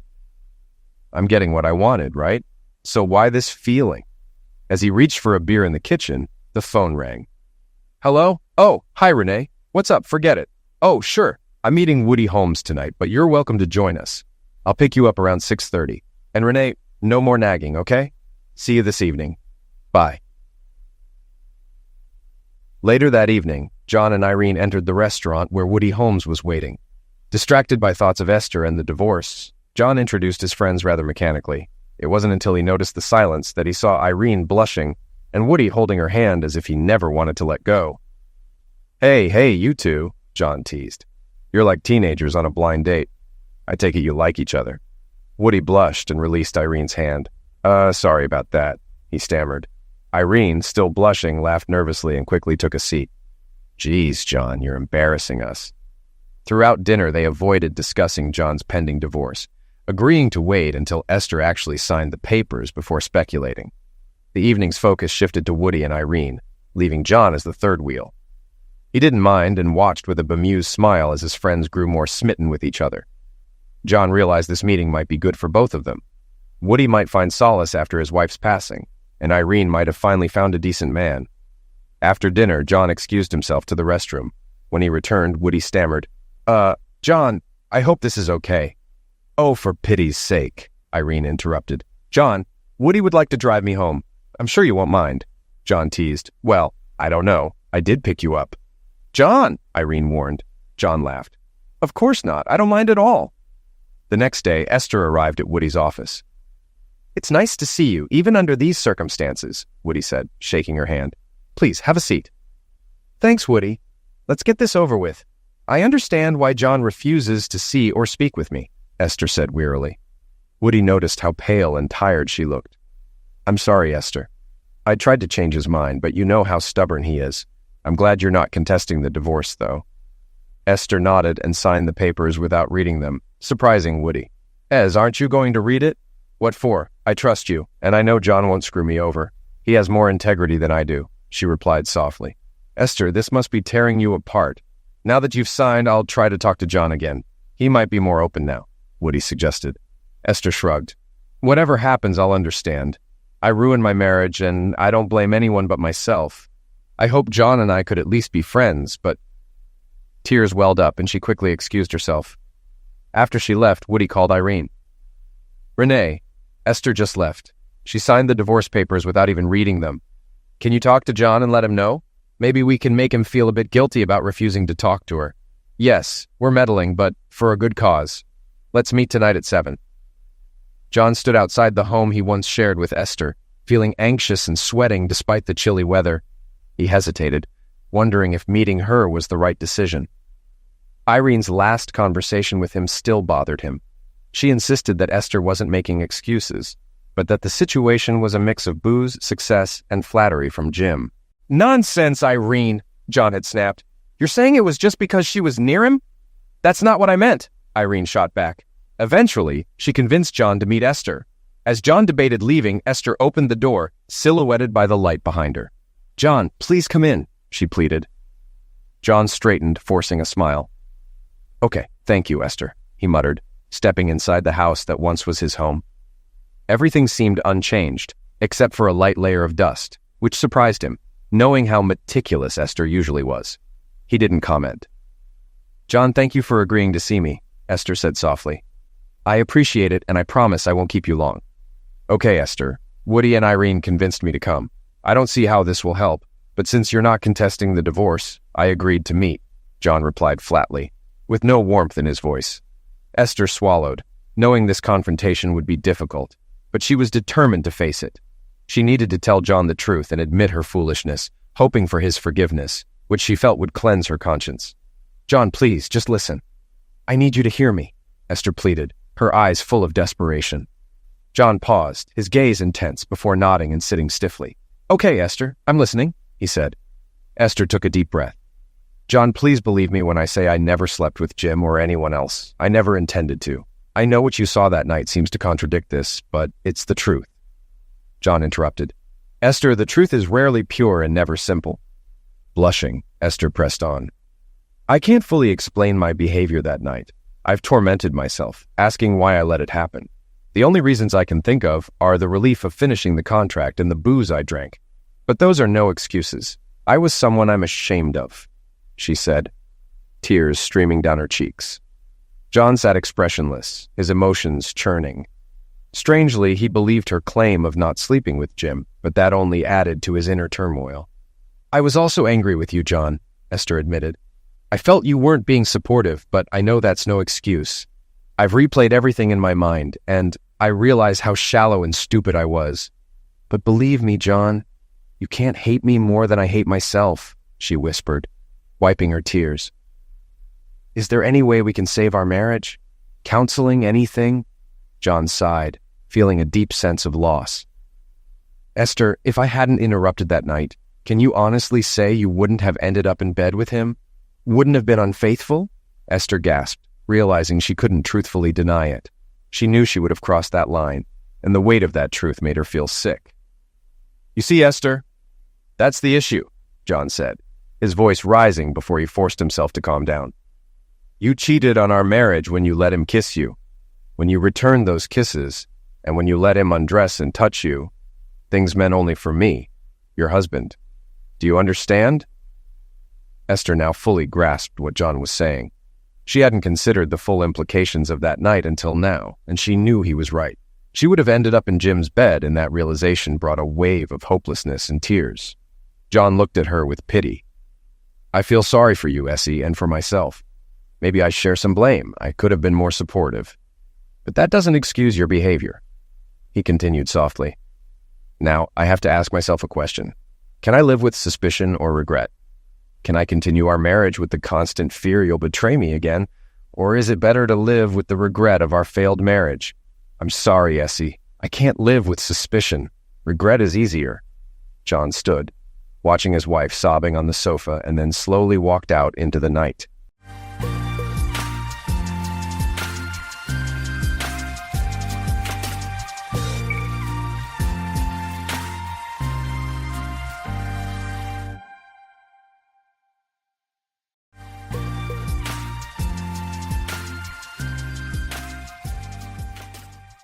Damn it, I should have seen it coming. With some foresight, it would have been obvious, like two trains on a collision course. But I wasn't paying attention. I could blame it on one train hiding in a tunnel, but all the warning signs were there. I was just too smitten with the girl to notice. When the other train came roaring out, I was completely blindsided. Enough with the metaphors. Let's get to the point. Throughout school, they were always there, but you didn't really notice them as two separate people. They were Mercedes Clough and Patricia Rowan, known as the twins. They dressed, spoke, and styled their hair the same. They might as well have been joined at the hip, though they weren't related. They weren't standoffish. In their teens, they dated boys, but only double-dated. If a guy liked one, he had to find a date for the other. I liked both, but never bothered with the double-date game. It was too much hassle, and the girls were picky. The issue never arose for me because, at 16, my dad got me an apprenticeship with my Uncle Harry in London. Get an apprenticeship and you'll have a job for life, my dad said. So I moved in with Uncle Harry and Auntie Mavis in the suburbs. Most of our work was there too, and I had one day and evening a week at technical college. Uncle Harry worked me hard, even on weekends, to make up for college days. My trips home dwindled from monthly to barely 3 times a year. By the end of my apprenticeship, home felt like a stranger's place. I'd saved enough money to rent a flat back in my hometown. Work was easy to find with my papers, and the pay was good. I started on a site with 50 new houses, and then moved to a smaller job on a barn conversion. One day, while discussing plans over tea, I mentioned a large blank wall on the building. The boss handed me the artist's drawing and said, "Show me." I sketched the changes I thought would be improvements. Later, I was called to the site office where the boss, the owner, and the architect were. After some heated exchanges, my changes were added to the plan. On the day we handed over the house, the architect told me, "You should be an architect or designer. You have an eye for design." A few weeks later, I signed up for a part-time college course in architecture. I continued working on building sites to support my studies. One day in the college library, I noticed a familiar-looking young woman. She smiled at me briefly before returning to her book. I stared at her, trying to place her face. She caught me staring, got up, and walked over to me. She rotated my book and said, "You'll find it easier to read if it's the right way up, Roger." I looked up, surprised. "Mercedes, you've changed a lot." "Is that a compliment?" "Of course." "But where's Tish?" I asked. "She's in the States doing an internship. We were supposed to be there together, but my placement fell through. I decided to brush up on my Spanish here." We talked until the librarian shushed us, then moved to the refectory. By the time she had to go to class, we had made plans for the evening. I drove her home in my old van since I was doing some side work and needed it for my tools. When I pulled up outside her upscale house, I wondered what her parents thought. We sat in the van chatting about school until I asked her out for the next evening. Her reply hinted at something I missed at the time. "That would be nice, Roger. I haven't been out since Tish left." I arrived at her house at 7:30 that Friday. Her father opened the door, giving me a once-over like I was unwelcome. He looked at my van with obvious disdain. Inside, I met her mother and younger sister, Estelle, who I remembered from school. They were pleasant, but her father clearly didn't like me.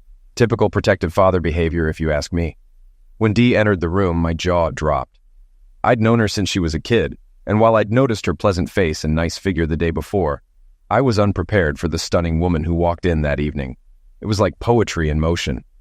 I was speechless. That evening, we went to a local pub with live music and a dance floor. Although we danced a few times, we spent most of the night talking. I can't remember what we discussed, but we always seemed to agree on almost everything, except for Portia. I had no interest in her, but pretended to for Dee's sake, as she clearly missed her lifelong companion. Our first date led to a second and third, and by the end of the month, Mercedes and I were inseparable. When not at college or working, we were together. Dee would wait by my van after evening classes and meet me for lunch. I was smitten with her, and she seemed to feel the same. Dee joined me in bed after 3 months together. She couldn't use the pill, so we used other protection, which sometimes spoiled the mood. Despite this, we found other ways to satisfy each other. Dee corresponded with Tish regularly, but I didn't realize how it affected our relationship. Dee's physical preferences changed over time. Initially, she wanted nothing to do with mouth lovemaking, but by February, she was eager to try it and soon became enthusiastic. We started talking seriously about getting engaged and married. I bought her a ring in late July, and we planned to marry after her finals the following summer. Dee's mother was thrilled, but her father thought she could do better than a builder. Estelle, Dee's sister, bluntly suggested I should marry her instead. In early August, Portia returned from the States with her American boyfriend, George Greenlake. I didn't like him. He was brash and a know-it-all. One evening, I came home to find Dee in my flat looking distressed. There were 3 coffee cups on the table. When I told her I'd change quickly so we could go out, she blurted out, "You can't go in there yet. Tish and George are using our bed." "Like hell they are." An apt statement from me, actually. I believe in the saying that an Englishman's home is his castle, and the most personal item in my home is my bed. This likely stems from returning to my parents' house from Uncle Harry's to find a lodger sleeping in my bed. I think they heard my outburst, because Portia and George entered the kitchen a couple of minutes later, still getting dressed. Despite their apologies, they didn't change the sheets or make the bed. Dee assured me they hadn't asked her permission. From their behavior, I believed her. They acted as if they were the most important people in the world. While George was in the country, the four of us hung out. Portia borrowed her father's car most of the time, as my van only had 3 seats in the front. I refused to ride in her father's car because George drove once they were away from her house. Dee always rode with me. One evening, I watched with sick amusement as George drove out of a pub car park straight into a bus. I honked my horn, which helped the bus driver stop before too much damage was done. George had driven on the wrong side of the road, a common mistake for foreigners. George wasn't insured to drive and didn't have an international license, though the police accepted his American one. After Portia's father arrived, I took Dee home. George flew back home the next weekend. September arrived quickly. My old van became crucial for moving Tish and Dee's gear to their flat at university. Suddenly, Portia was happy to travel in my van once her stuff was loaded. After her father discovered his new Saab had been wrecked, he didn't volunteer to drive her. Soon, the girls were gone. I missed Dee, though not Tish. Despite dating Dee for a while, I'd only been invited to her house for a meal once, mainly to ask her father for her hand in marriage. The week after the girls left, Dee's mother invited me to Sunday lunch. I got along well with Dee's mother and sister, who still followed me like a puppy. Dee's father even started calling me son and invited me to golf, a sport I'd have to take up after marrying Dee to keep the in-laws happy. I suspected an ulterior motive in these invitations when Dee came home monthly to visit. We spent a lot of time at her parents' house. I was now a regular and welcome visitor. Most weekends, Tish joined us, talking about George and her plans to marry him after graduation. Tish often came home with Dee, spending most of her time wherever Dee was, including my flat. By Christmas, wedding plans were in full swing. Dee's mother and Estelle were organizing everything, with Dee and me agreeing to their plans. Dee's father was footing the bill. I'd ask, "Are you all right with this, Frank?" He'd nod and say, "Wait till it's your turn, son. Only have boys." He wasn't a bad guy. Estelle saw our marriage as a rehearsal for her own big one. Frank would raise his eyebrows whenever she said that. Everything was going great until just after Easter when Portia got dumped by George. He left her for another girl, confirming he was an insensitive idiot. Portia wasn't my favorite person, but I saw that letter, and it was brutal. A few weeks later, Dee suggested postponing our wedding because Tish was upset. The girls graduated and moved back home, and both quickly found jobs at local banks. I continued juggling college and work, often working alone or with a few employees. Initially, I saw Dee almost daily, but she started going out with Tish more often, eventually 3 nights a week. Dee stopped meeting me after my night classes. We postponed our wedding to after Christmas, then to Easter. I was patient, but it seemed we had to wait until Tish found a new boyfriend before Dee would marry me. In early December, I went to pick Dee up around 7:30, but she and Tish weren't home and hadn't called. I found her car at a pub on the outskirts of town. Inside, Dee and Tish were with some guy, engrossed in his nonsense. I sat across the room and watched them eat and chat, noting Dee was drinking non-alcoholic drinks. When they left around 9, Dee spotted my van. She came back inside looking for me. "Roger, how long have you been here?" she asked. "Since about 8 o'clock. My fiancé stood me up, so I had a quiet drink," I said. "Why didn't you join us?" she asked. "You didn't want me along, did you? If you had, you would have called."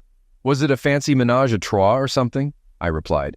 "How can you say that? Rodney invited Tish, and she didn't want to go alone," Dee said defensively. "Why no call to me or your mother?" I demanded. "I forgot," she said. "Well, I forgot to tell you I was here.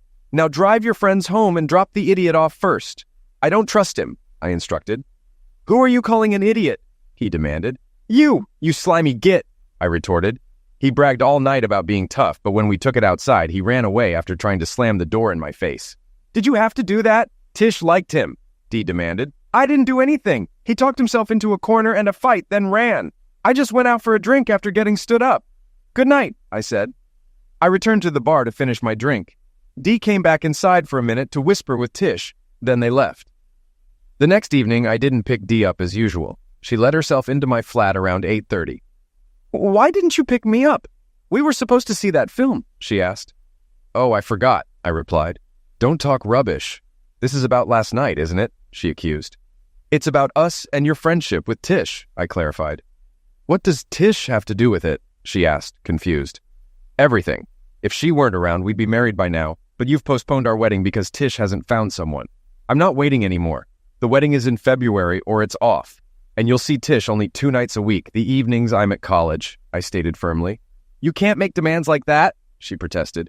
"I can. I'm supposed to be the guy you want to marry, but you worry more about Tish. Think about what you really want and tell me tomorrow night. If you're not here by 9 o'clock, it's over. You can keep or sell the ring, I concluded. Dee tried to change my mind, but I was done waiting. When I got home from work, Dee's house was calling nonstop. I ignored it. At 9 o'clock, I left and went to a friend's flat to watch mine. Dee arrived with Tish and the guy from the pub. She searched my flat, found it empty, and then they all left. Dee returned alone later. My friend suggested I talk to Dee, but I felt she had made her choice. Around midnight, Dee came back with Tish. Neither of them left by morning, and I couldn't leave my friend's flat without being seen. I wanted them to wonder where I was. They were likely waiting me out, knowing I'd need my van. I called a guy who worked for me and had him drive my van to the site. The girls chased the van thinking I was driving. Then I got into my car, which Dee didn't know about. I drove to a house I'd bought for our married life, still under construction. Every time the wedding date was pushed back, the work on the house was delayed. I stayed at the house overnight. The next day was a college day, and I couldn't miss it. Despite the progress on my building projects and the good income, I still aimed to become an architect. Having the car that Dee didn't know about saved me that day. I saw both girls at college but avoided them. If Dee had been alone, I might have spoken to her, but Porticia's presence deterred me. That evening, I called the flat. Brian had told me that Porticia had left Dee alone. "Roger, where are you?" Dee asked. "That's none of your business," I replied. "Roger, I'm sorry, but I couldn't let Porticia go to that concert alone." "But she wasn't alone. She had that guy with her, or was he with you?" "He's Tish's boyfriend. You know that. I'm your girl." "You were not anymore. Did you tell your mother to confirm the February wedding date?" "No, I didn't. You were acting so strange." "You're the one acting strange. Last night was your chance to choose between Porticia and me. You chose her. It's over. The engagement and wedding are off. Goodbye, and please leave the flat tidy. I don't live there anymore, as you've probably noticed." "Where are you living, Roger?" "In the house I bought for our wedding, but you chose not to live here with me. Goodbye, Dee." I hung up. The next evening, Dee's parents visited me. They knew about the house since I discussed almost everything with them. Although my relationship with Dee's father was always tenuous, they kept my secrets about the car and house. They understood my position and hoped Dee's affection for me would separate her from Porticia. That didn't happen. It was a sad parting, and they wished me well. They never told Dee about the house or their visit. They believed Dee would always be under Porticia's influence. Dee tried to talk to me over the next few months, but was always with Porticia. I refused to speak to her in Porticia's presence. Dee still told people we were engaged, which caused problems. I was trying to move on and started dating other girls, though not very successfully. One girl, who wanted a serious relationship, overheard Dee claiming we were still engaged. This led to a confrontation. After that, I never heard any more claims from Dee about our engagement. Time passed, and at the end of that college year, I abandoned my dream of becoming an architect. Officially, it was because my building business had taken off, which was true. I had built a reputation for quality work. However, the real reason was that Dee had enrolled in a design course I needed. Seeing her name on the list made me decide not to register. Instead, I focused on my growing business and quickly became one of the most respected small builders in town. I didn't see much of Dee or Porticia. Estelle visited occasionally, hinting she could replace Dee in my life. While I liked her, I knew it wouldn't work because I'd always be running into Dee. So I distanced myself from Estelle. Nearly 2 years after breaking up with Dee, I reconnected with Shirley, an old school friend. Shirley was fun to be around, and we quickly fell in love. 8 months later, we married in a small ceremony. Soon after, Shirley was diagnosed with cancer. It went into remission after chemotherapy, but we always feared its return. Over the next 5 years, I focused on Shirley and my business.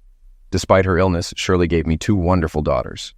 In our 5th year, Shirley's cancer returned aggressively, and chemo was ineffective. She chose to stop treatment and spent 3 more years with us before passing away. Our daughters, 6 and 7, supported me through the funeral and wake. Shirley had prepared them well. My company had done renovation work for Shirley's church, including rebuilding a wall and reserving a grave plot near the church's main door for her. Although not religious, I wanted Shirley's grave to be in a lively spot. One day I'll join her there. At the house after the funeral, I was surprised to see Dee's father, Frank, and Estelle. They offered their condolences and explained that Dee's mother was ill in the hospital, which is why she couldn't attend. A few days later, I visited her in the same ward Shirley had been in. Although she was recovering, I never learned what her illness was. Catherine, as she insisted I call her, asked me to bring my daughters to see her when she got home. Apparently, she had spoken with Shirley often during her last days. Catherine told me that Dee was no longer living at home, so there was no risk of running into her. 3 weeks later, I took my daughters to meet Catherine and Frank, who became like grandparents to them. Estelle frequently visited, and my neighbors thought we were involved until her boyfriend Russell started coming over too. He was eager to marry Estelle, but she kept him waiting, similar to how Dee had treated me. Estelle and Russell helped a lot with the girls, making me reconsider hiring a nanny. One day, Russell expressed frustration about Estelle not committing to marriage. I advised Estelle to seize the opportunity with Russell, unlike what had happened with Dee and me. Her cryptic response was, "You really don't know, do you?" Eventually, Estelle agreed to marry Russell and asked me to be the best man. I agreed, knowing Dee would be at the wedding but not wanting to stress Estelle. On a sunny June day, I stood with Russell at the altar while my daughters were bridesmaids. During the service, there was a commotion as Portia and George arrived late, causing Estelle to mutter "crap," which the congregation heard due to her microphone. The service continued smoothly afterward. As we exited the church, Catherine turned to me and said, "We never thought they'd have the cheek to turn up. We thought we were safe sending them an invite since they live in America." As we approached the back of the church, I saw Dee sitting with a couple of other women. She looked unhappy, and her presence surprised Catherine, causing her to falter briefly before continuing with a smile and nod to Dee. Dee and I avoided eye contact. It was clear something had happened within the family that I wasn't aware of. Outside, during the obligatory photo session, I noticed Dee wasn't in the lineup. Estelle tried to motion her over, but Dee didn't move. Estelle then gestured to me. Understanding her unspoken request, I slipped away, circled behind Dee, and took her by the arm, guiding her into the lineup. "Smile, this is your sister's wedding," I whispered firmly.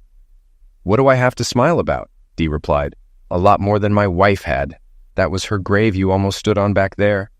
Dee apologized, and I reminded her that she had reasons to be grateful. One of the ushers handed me a small bouquet, which I gave to Dee before returning to my place. Dee managed to smile, though she still looked unhappy. After the photos, I began herding people into the limousines for the reception. My daughters demanded hugs and praise for their behavior. I noticed their bouquets were missing, likely handed off to Dee. She had disappeared back into the crowd, which was a relief. Portia came up to say hello, but I wasn't interested in her or George's story. Before leaving, I visited Shirley's grave. There were now 3 small bouquets alongside the large one I had placed earlier. I spoke to Shirley, as I always did, even though I don't believe in the afterlife. It's funny how we do that, isn't it? Talking to loved ones as if they can hear us. At the hotel reception, it was clear Dee's presence was unexpected. After Catherine left the welcoming line, she scrambled to rearrange the seating at the top table to include Dee. I helped, but didn't ask about the family situation. After the meal and speeches, I thought I could relax. Being a best man involves more than you think, and I wasn't prepared for Russell's speech. He announced Estelle had a crush on me for years, and thanked me for convincing her to marry him instead. In my speech, I mentioned knowing Russell for only a few months, but assured everyone, based on my daughter's approval, that he was a good match for Estelle. Once the speeches were over, the dancing began. Estelle and Russell started, followed by the parents, then me with the bridesmaids. Marion and I danced with my daughters, making it a fun foursome. Estelle and Russell joined us, creating a unique waltz. Dee sat with her friends, away from the family table. Later, Estelle asked me to dance, and I took the chance to inquire about Dee. "Not now, Roger. Meet me in reception in 10 minutes, and I'll explain. Someone might overhear us here." After our dance, I saw Estelle speak with Russell, who nodded. She then headed to the ladies' room, which had another door to the foyer, so I met her there. We sat in a corner, and she began to explain. "When you and Dee broke up, Mom and Dad were furious with her.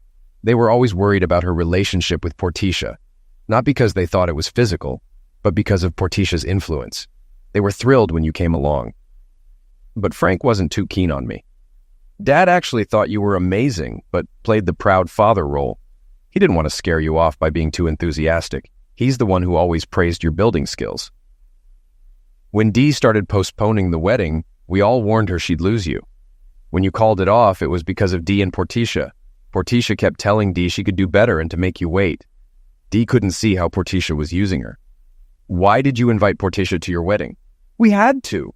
Her father is a business partner of Dad's. We didn't think they'd actually show up. What happened with Dee and the family? A year after you broke up with Dee, George asked Portia to marry him, and they moved to the States. Dee was dumped and realized how Portia used her. She lost the only man she loved for a friend who left her. Dee had a breakdown after that. She believed you'd come back to her, but your marriage to Shirley shattered that. She blamed the family and had to go to a clinic. Afterward, she moved to London, feeling too guilty to face us and not wanting to run into you and Shirley. We cut you off to avoid slipping up and saying something to Dee. We rarely saw her. When Mom met Shirley in the hospital, they talked a lot.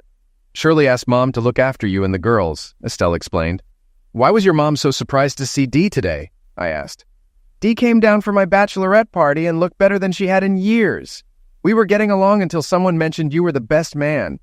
Dee said she couldn't attend if you were here, so we assumed she wasn't coming. Mom rearranged the seating to cover for her absence, Estelle replied. But you only had to say, and I would have stepped aside, I said. We know, Roger. You're a wonderful person, but we couldn't disappoint the girls. They were so excited to be my bridesmaids. Weren't they amazing? Estelle asked. Yes, I was very proud of them. Their mother would have been proud too, I said. I'm sure she would have. I wish I could have known her. From what Mom says, she was a brave woman and lucky to have you, Estelle said warmly. Anyway, the girls must have convinced Dee. They worked on her all yesterday. Now I need a favor. You can say no, Estelle said hesitantly. On your wedding day? I couldn't refuse you anything. What's the favor? I asked.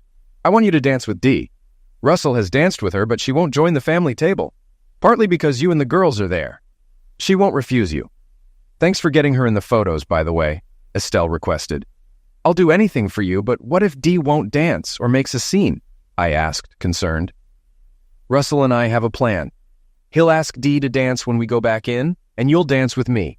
We'll accidentally bump into each other and switch partners. Dee won't refuse once you're dancing with her. After the song, bring her to the family table. I'm sure she won't leave once she's there, Estelle explained the plan. Are you sure this is a good idea, Estelle? I asked, uncertain. Honestly, I don't know, but Dee needs to see that we don't hold a grudge, and hopefully you don't either. Things were going well at my hen party until you were mentioned. I'm hoping your presence will help, Estelle admitted. All right, let's do it. Lead the way, I agreed. Oh, Roger, don't be like that, Estelle said with a laugh. I'm just teasing you, I responded with a smile. By the way, Mom's coming to see you tomorrow morning. She has something for you. You'll be in, right? Estelle asked. Yes, the girls are so excited they'll probably be up all night, I assured her.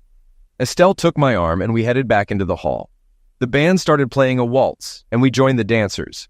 I saw Russell guiding Dee toward us. The slight bump and quick partner switch caught Dee off guard. She stiffened when she realized she was dancing with me. Come on, Dee, relax, I urged gently. She did relax, almost too much, leaning heavily against me. As the waltz ended, I half-carried her to a chair by her mother. Frank sat on her other side while I joined my daughters. The band was loud, so I couldn't hear their conversation, but it was good to see Dee talking to her parents. Around 11, I decided to take my girls home. It was past their bedtime, and they'd had a long day. Estelle and her mother kissed us goodnight, and my girls, though they kissed Dee too, didn't seem to recognize her. The next morning, we woke up late. The girls were up before me, eager to swim. They wouldn't go into the pool without an adult, a rule Shirley had instilled. Just before noon, Catherine and Frank arrived. We greeted them, and it was clear my girls had bonded with them. My parents favored my brother's kids, and Shirley's parents lived far away, so the girls hadn't bonded with them as much. After everyone settled with cold drinks, Catherine asked to speak privately. Frank stayed with the girls. I led Catherine to the lounge, where we could still see the kids and Frank playing. Catherine handed me an envelope from her bag. Shirley asked me to give this to you 6 months after Anyway, she wrote some herself and dictated the rest to me when she got too weak. I took the envelope and began to open it. I'll go outside while you read it. If you need to talk, I'm here. I unfolded the letter, written partly in Shirley's deteriorating handwriting and partly in Catherine's neat script. Hey, lover boy, the letter began. How are you and our girls getting along without me? By the time you read this, I'll have been gone for 6 months. I asked Kathy to hold on to it for that long before giving it to you. This is very hard for me to write. I'm not sure what I want to say or how to say it. Please forgive me if it doesn't come out right, Roger. I feel guilty not just for leaving you, but also for marrying you in the first place. and bringing all my problems into your life. We'd only been dating a couple of weeks when the doctor gave me the news. It took me some time to decide whether to tell you or not. I was scared you'd stay with me out of a twisted sense of duty. You know you're that kind of man. But I must tell you, I loved you. And I know you loved me for who I was. When you encouraged me to have the girls, even though you knew you'd likely raise them alone, I knew it wasn't pity, but real love. I'm sorry.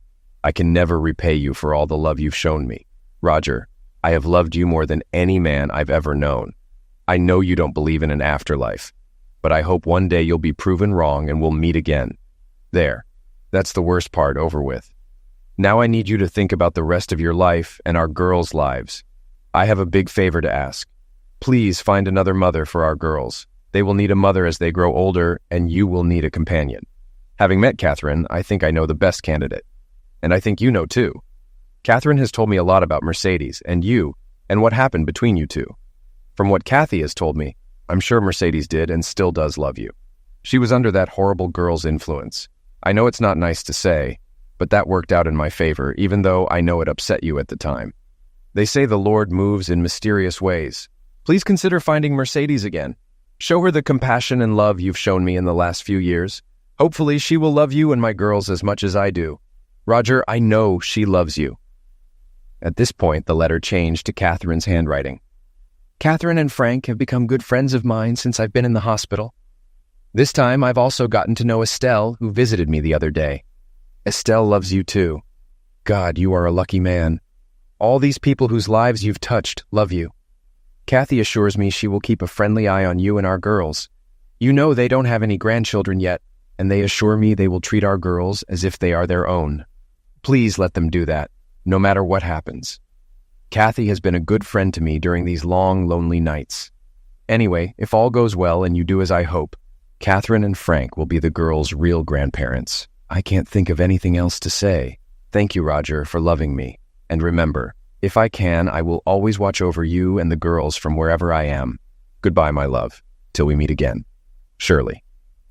The signature, with 8 crosses under it, one for each year we were together, was in Shirley's shaky hand.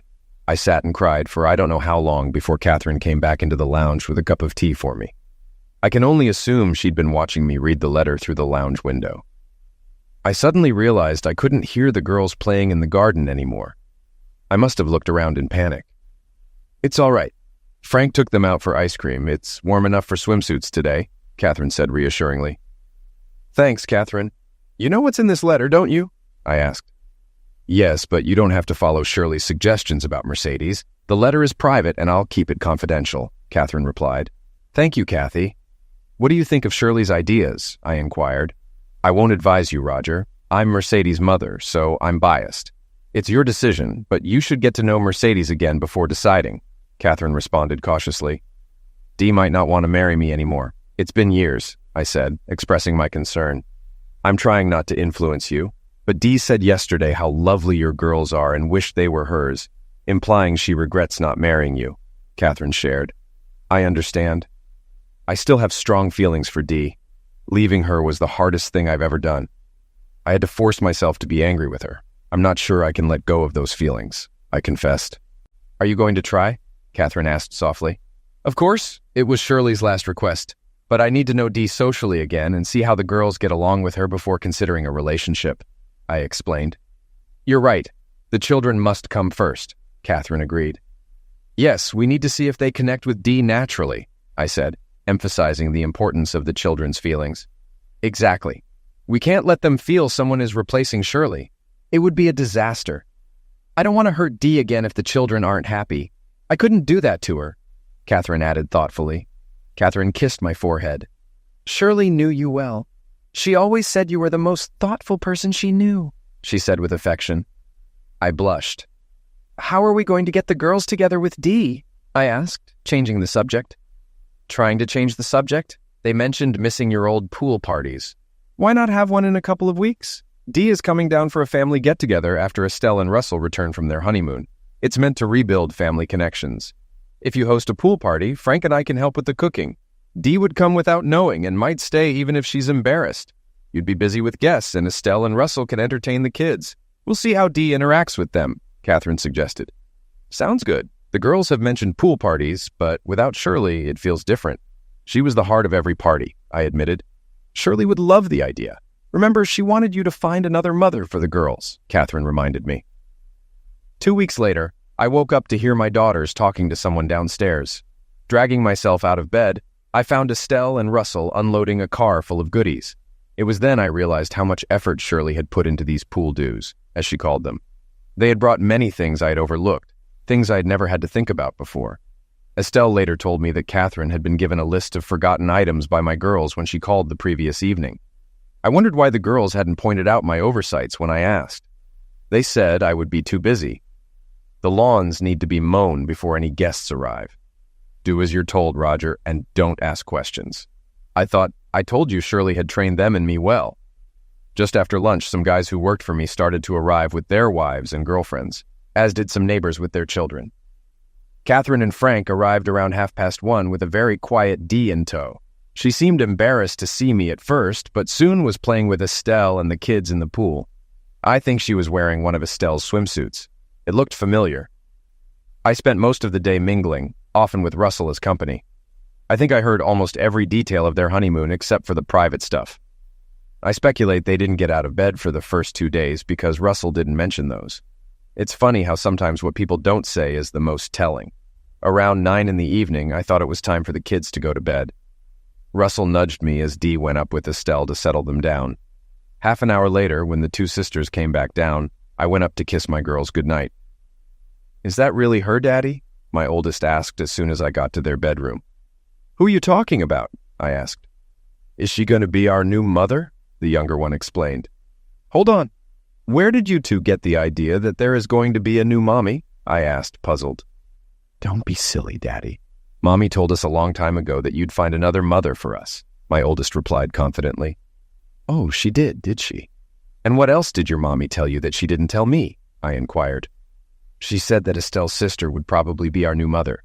We were to help you catch her," the younger one added. "Catch her? What did she mean by that?" I asked, intrigued. "Mommy said Dee got away the first time, and if you got friendly with her again, we should help you catch her," my oldest explained. "Oh God, Shirley, you've really set me up, haven't you?"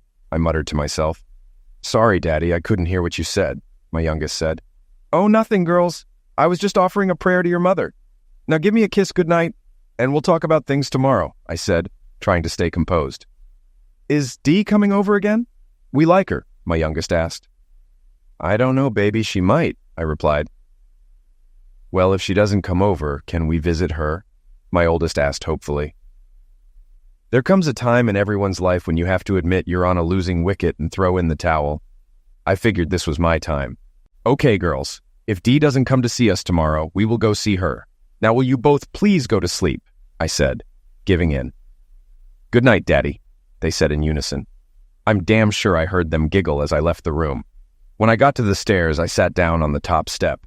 I could hear the party going on outside and someone doing something in the kitchen. For a little while, I needed some time alone to think about what my girls had said. "Bugger! Don't talk rubbish, you bleeding idiot. You've got to think about everything. Since Shirley passed on, you've been drifting along without much thought about anything," a little voice in my head seemed to say.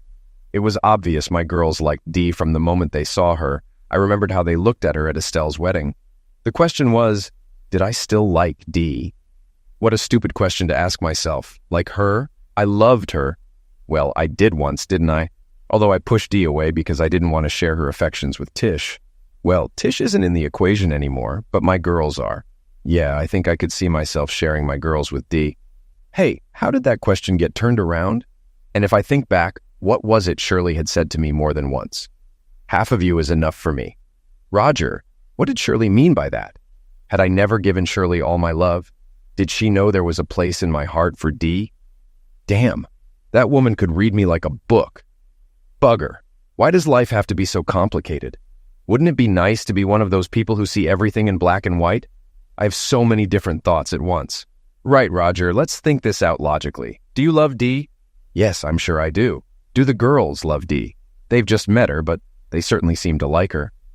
There isn't much to dislike about Dee, but they can't love her yet. They have only just met her, but they do seem prepared to accept Dee as a surrogate mother without question. Now, does Dee like the girls?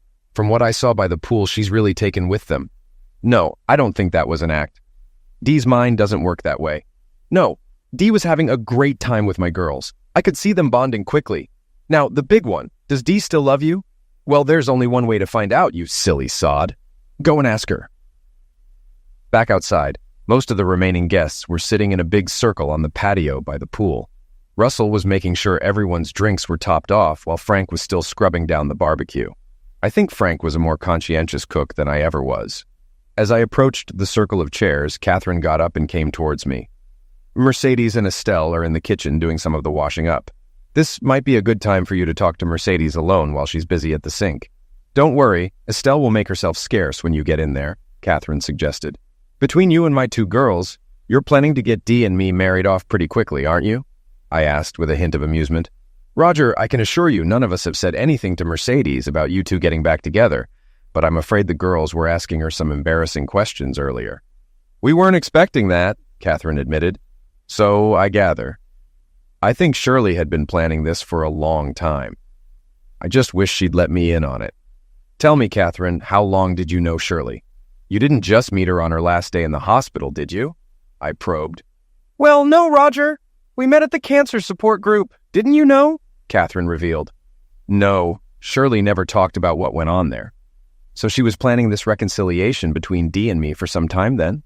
I asked, feeling a mix of surprise and realization. To be honest, Roger, I don't really know.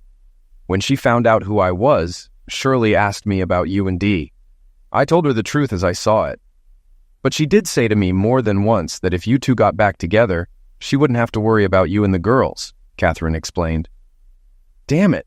I know for sure now that Shirley knew me far better than I know myself, I said with a sigh. Woman's intuition, Roger. You chose a wonderful wife in Shirley. Now, why don't you go have a quiet word with Mercedes? Catherine encouraged. I went into the kitchen where Dee was washing and Estelle was drying. I took the drying cloth from Estelle before Dee realized I had entered the room. For a few minutes, Dee kept washing and placing things on the draining board, and I dried them. Then she suddenly stopped. She must have seen my arm taking the plate she'd just put down. She turned and looked at me. Long time since we've done this together, Dee, I said. Dee didn't reply. She just looked at me. I placed the plate in the rack and held out my hand for the next one. Dee passed me the dirty plate she was about to wash. Shouldn't it go in the water first? I asked with a smile. Oh, I'm sorry, I wasn't thinking, she said as she took the plate back and started to wash it. I'd say you were thinking, but not about the washing up. Dee, tell me, what were you thinking? I asked gently. Do you really want to know? She asked, her voice trembling. I wouldn't ask if I didn't want to know, I replied sincerely. I was thinking what a bloody idiot I am, she confessed. And why is that? I asked, my heart pounding. Well, I had the chance to spend the rest of my life with you, and I threw it away. How could I have been that stupid? Dee said, her eyes filling with tears. Maybe you weren't stupid. Dee, my wife Shirley was a believer. Not that I've ever been, but she always did say the Lord moves in mysterious ways. Perhaps if he does exist, and I'm not saying he does, he had a job for me to do before we got married. Now I think that job is over. And there's a job for you to do now, I said, trying to find the right words. And what's that? Dee asked, looking confused. Well, there are 2 little girls upstairs who are missing a mother. They seem to think you were the chosen one, I said softly. Dee looked at me with a confused look. Let's put it this way. They had some nice new dresses they wore as Estelle's bridesmaids, and now they want to wear more as your bridesmaids, I explained. Roger, are you asking me to marry you? Dee asked, stunned. Well, no, I don't have to ask you that question. I asked you that question years ago. I'm still waiting for you to name the bloody day, I said, trying to lighten the mood. Wrong thing to say. 2 plates got broken. The one Dee was washing when she dropped it as she almost fainted, and the one I dropped as I went to catch Dee before she fell. The sound of the plates breaking brought Catherine and Estelle into the kitchen from the hall, followed by 2 little girls who should have been in bed. I had a nasty suspicion they were all eavesdropping out there, and Frank came running in the back door from the garden. The scene they walked into was me holding Dee in my arms. Catherine and Estelle started crying. My girls, who had big grins on their faces, couldn't understand why they were doing that. Nor could they understand why their daddy and Dee had started crying either. I thought you 2 were in bed asleep, I managed to say to them once I'd got my emotions under control. Come on, I'll take you back up, I offered. No, Roger, I'll do it. I've got to get used to looking after them, Dee said as she extracted herself from my embrace. Come on, girls, we've got lots to talk about, she added, taking their hands. Catherine worked miracles, and a month later it was our wedding day. Russell and I got to the church early, and I asked him to wait while I had a word with Shirley. I walked over to her grave alone. Well, girl, you set me up good and proper, didn't you? Now, this was your idea, so I don't want you getting upset with me over it. I think you're right, though. Dee will make a great mother for the girls. Look, Shirley, you do realize what you've done here. Dee is going to want some children of her own sometime, so don't you dare hold it against me when we get all cozy with each other. Well, I'd better go now, but I'll be back with the girls in a couple of weeks. Dee and I are going away tomorrow for a week or so, but I'll tell you all about it when we get back. Bye for now, babe. 10 minutes later, I was standing before that same altar again, but this time I had switched places with Russell. I have to admit, I was surprised that my entire family had shown up. I think that was Catherine's doing. She can be very persuasive. What puzzled me was that 8 of my workers were all dressed in identical new suits, which was unusual unless they got a bulk deal, which I doubted. They were sitting at the ends of the pews by the aisles, not with their families. I suspected something was up. As the service ended, all 8 got up and left the church before Dee and I started our procession out. As we walked through the main door, we were confronted by the guys standing in 2 neat lines, long-handled shovels at the shoulder. Someone called out a command, and the shovels first went to the present and then into a line of arches for Dee and me to walk under. You buggers, I said to them as we stopped under the arches while the photographer took pictures. We ain't finished yet, Raj, one of them whispered back. I wondered what they had planned next. Then we had the usual photo call. During this, Dee received a large bouquet of flowers. When the photographer finished and we started towards the waiting limousine, Dee suddenly stopped. Will you wait here for me a moment, Roger? There's something I need to do now. Please don't move. I watched as Dee walked over to Shirley's grave and placed the bouquet beside the one I had left before the wedding. She stood there alone for a few moments, speaking softly, though no one could hear her. Then she signaled to my girls, who joined her and placed their small bouquets on their mother's grave. Now I realized where the 3 bouquets came from at Estelle's wedding. It was obvious if I had only thought about it. Once Dee rejoined me, we continued towards the limousine, only to see it drive away as we approached. It was replaced by my old Bedford van. The last time I saw it was 3 weeks earlier when the guys decided our yard needed a cleanup. I thought it had gone to the scrap yard. Now it stood there looking better than ever, with bright new paint, ribbons hanging from the ladders on the roof rack, and a liveried chauffeur at the wheel. The boys opened the sliding side door, revealing the back had been fitted with a sofa for Dee and me to sit on. It's a convertible, boss. If you get impatient, just pull the lever under the arm and you've got a bed, one of the boys whispered with a smile. With smiles all around, Dee and I climbed inside. The sliding door was locked open for the short drive to the hotel where the reception was held. That night, Dee and I spent our first night together as husband and wife. I woke up at some ungodly hour to the sound of Dee sobbing. What's wrong, babe? I asked. What a stupid, inane way to ask her. Nothing. I'm just so happy. But I'm annoyed with myself for how I behaved towards you. I thought you would wait forever. Well, we're together forever now, so stop dwelling on the past, I said as I took her in my arms and kissed her. Our past was never mentioned again. The girls started calling Dee Mother very quickly. They only ever called Dee Mother and never Mummy, which they reserved for Shirley. Whose idea that was, I don't know. But Dee often asked the girls how Mummy would do something, and then followed suit. Several years passed before that train whistle sounded again. We were all watching a video one evening when the telephone rang. Our eldest answered it while I paused the video. Who's calling? I heard my daughter ask. Mother, it's for you. Someone called. Portia. Dee took the phone from my daughter, pressed the speakerphone button, and set the handset down. Hi, Tish. How are you keeping? Oh, Dee, it's wonderful to hear your voice. I'm in a real state. I caught George running around on me, so I'm getting divorced. I really need to meet up with you for a chat. We could get together like old times. Well, yes, I suppose I could meet you for lunch. Hold on a moment while I check my diary, Dee said as she picked up her handbag.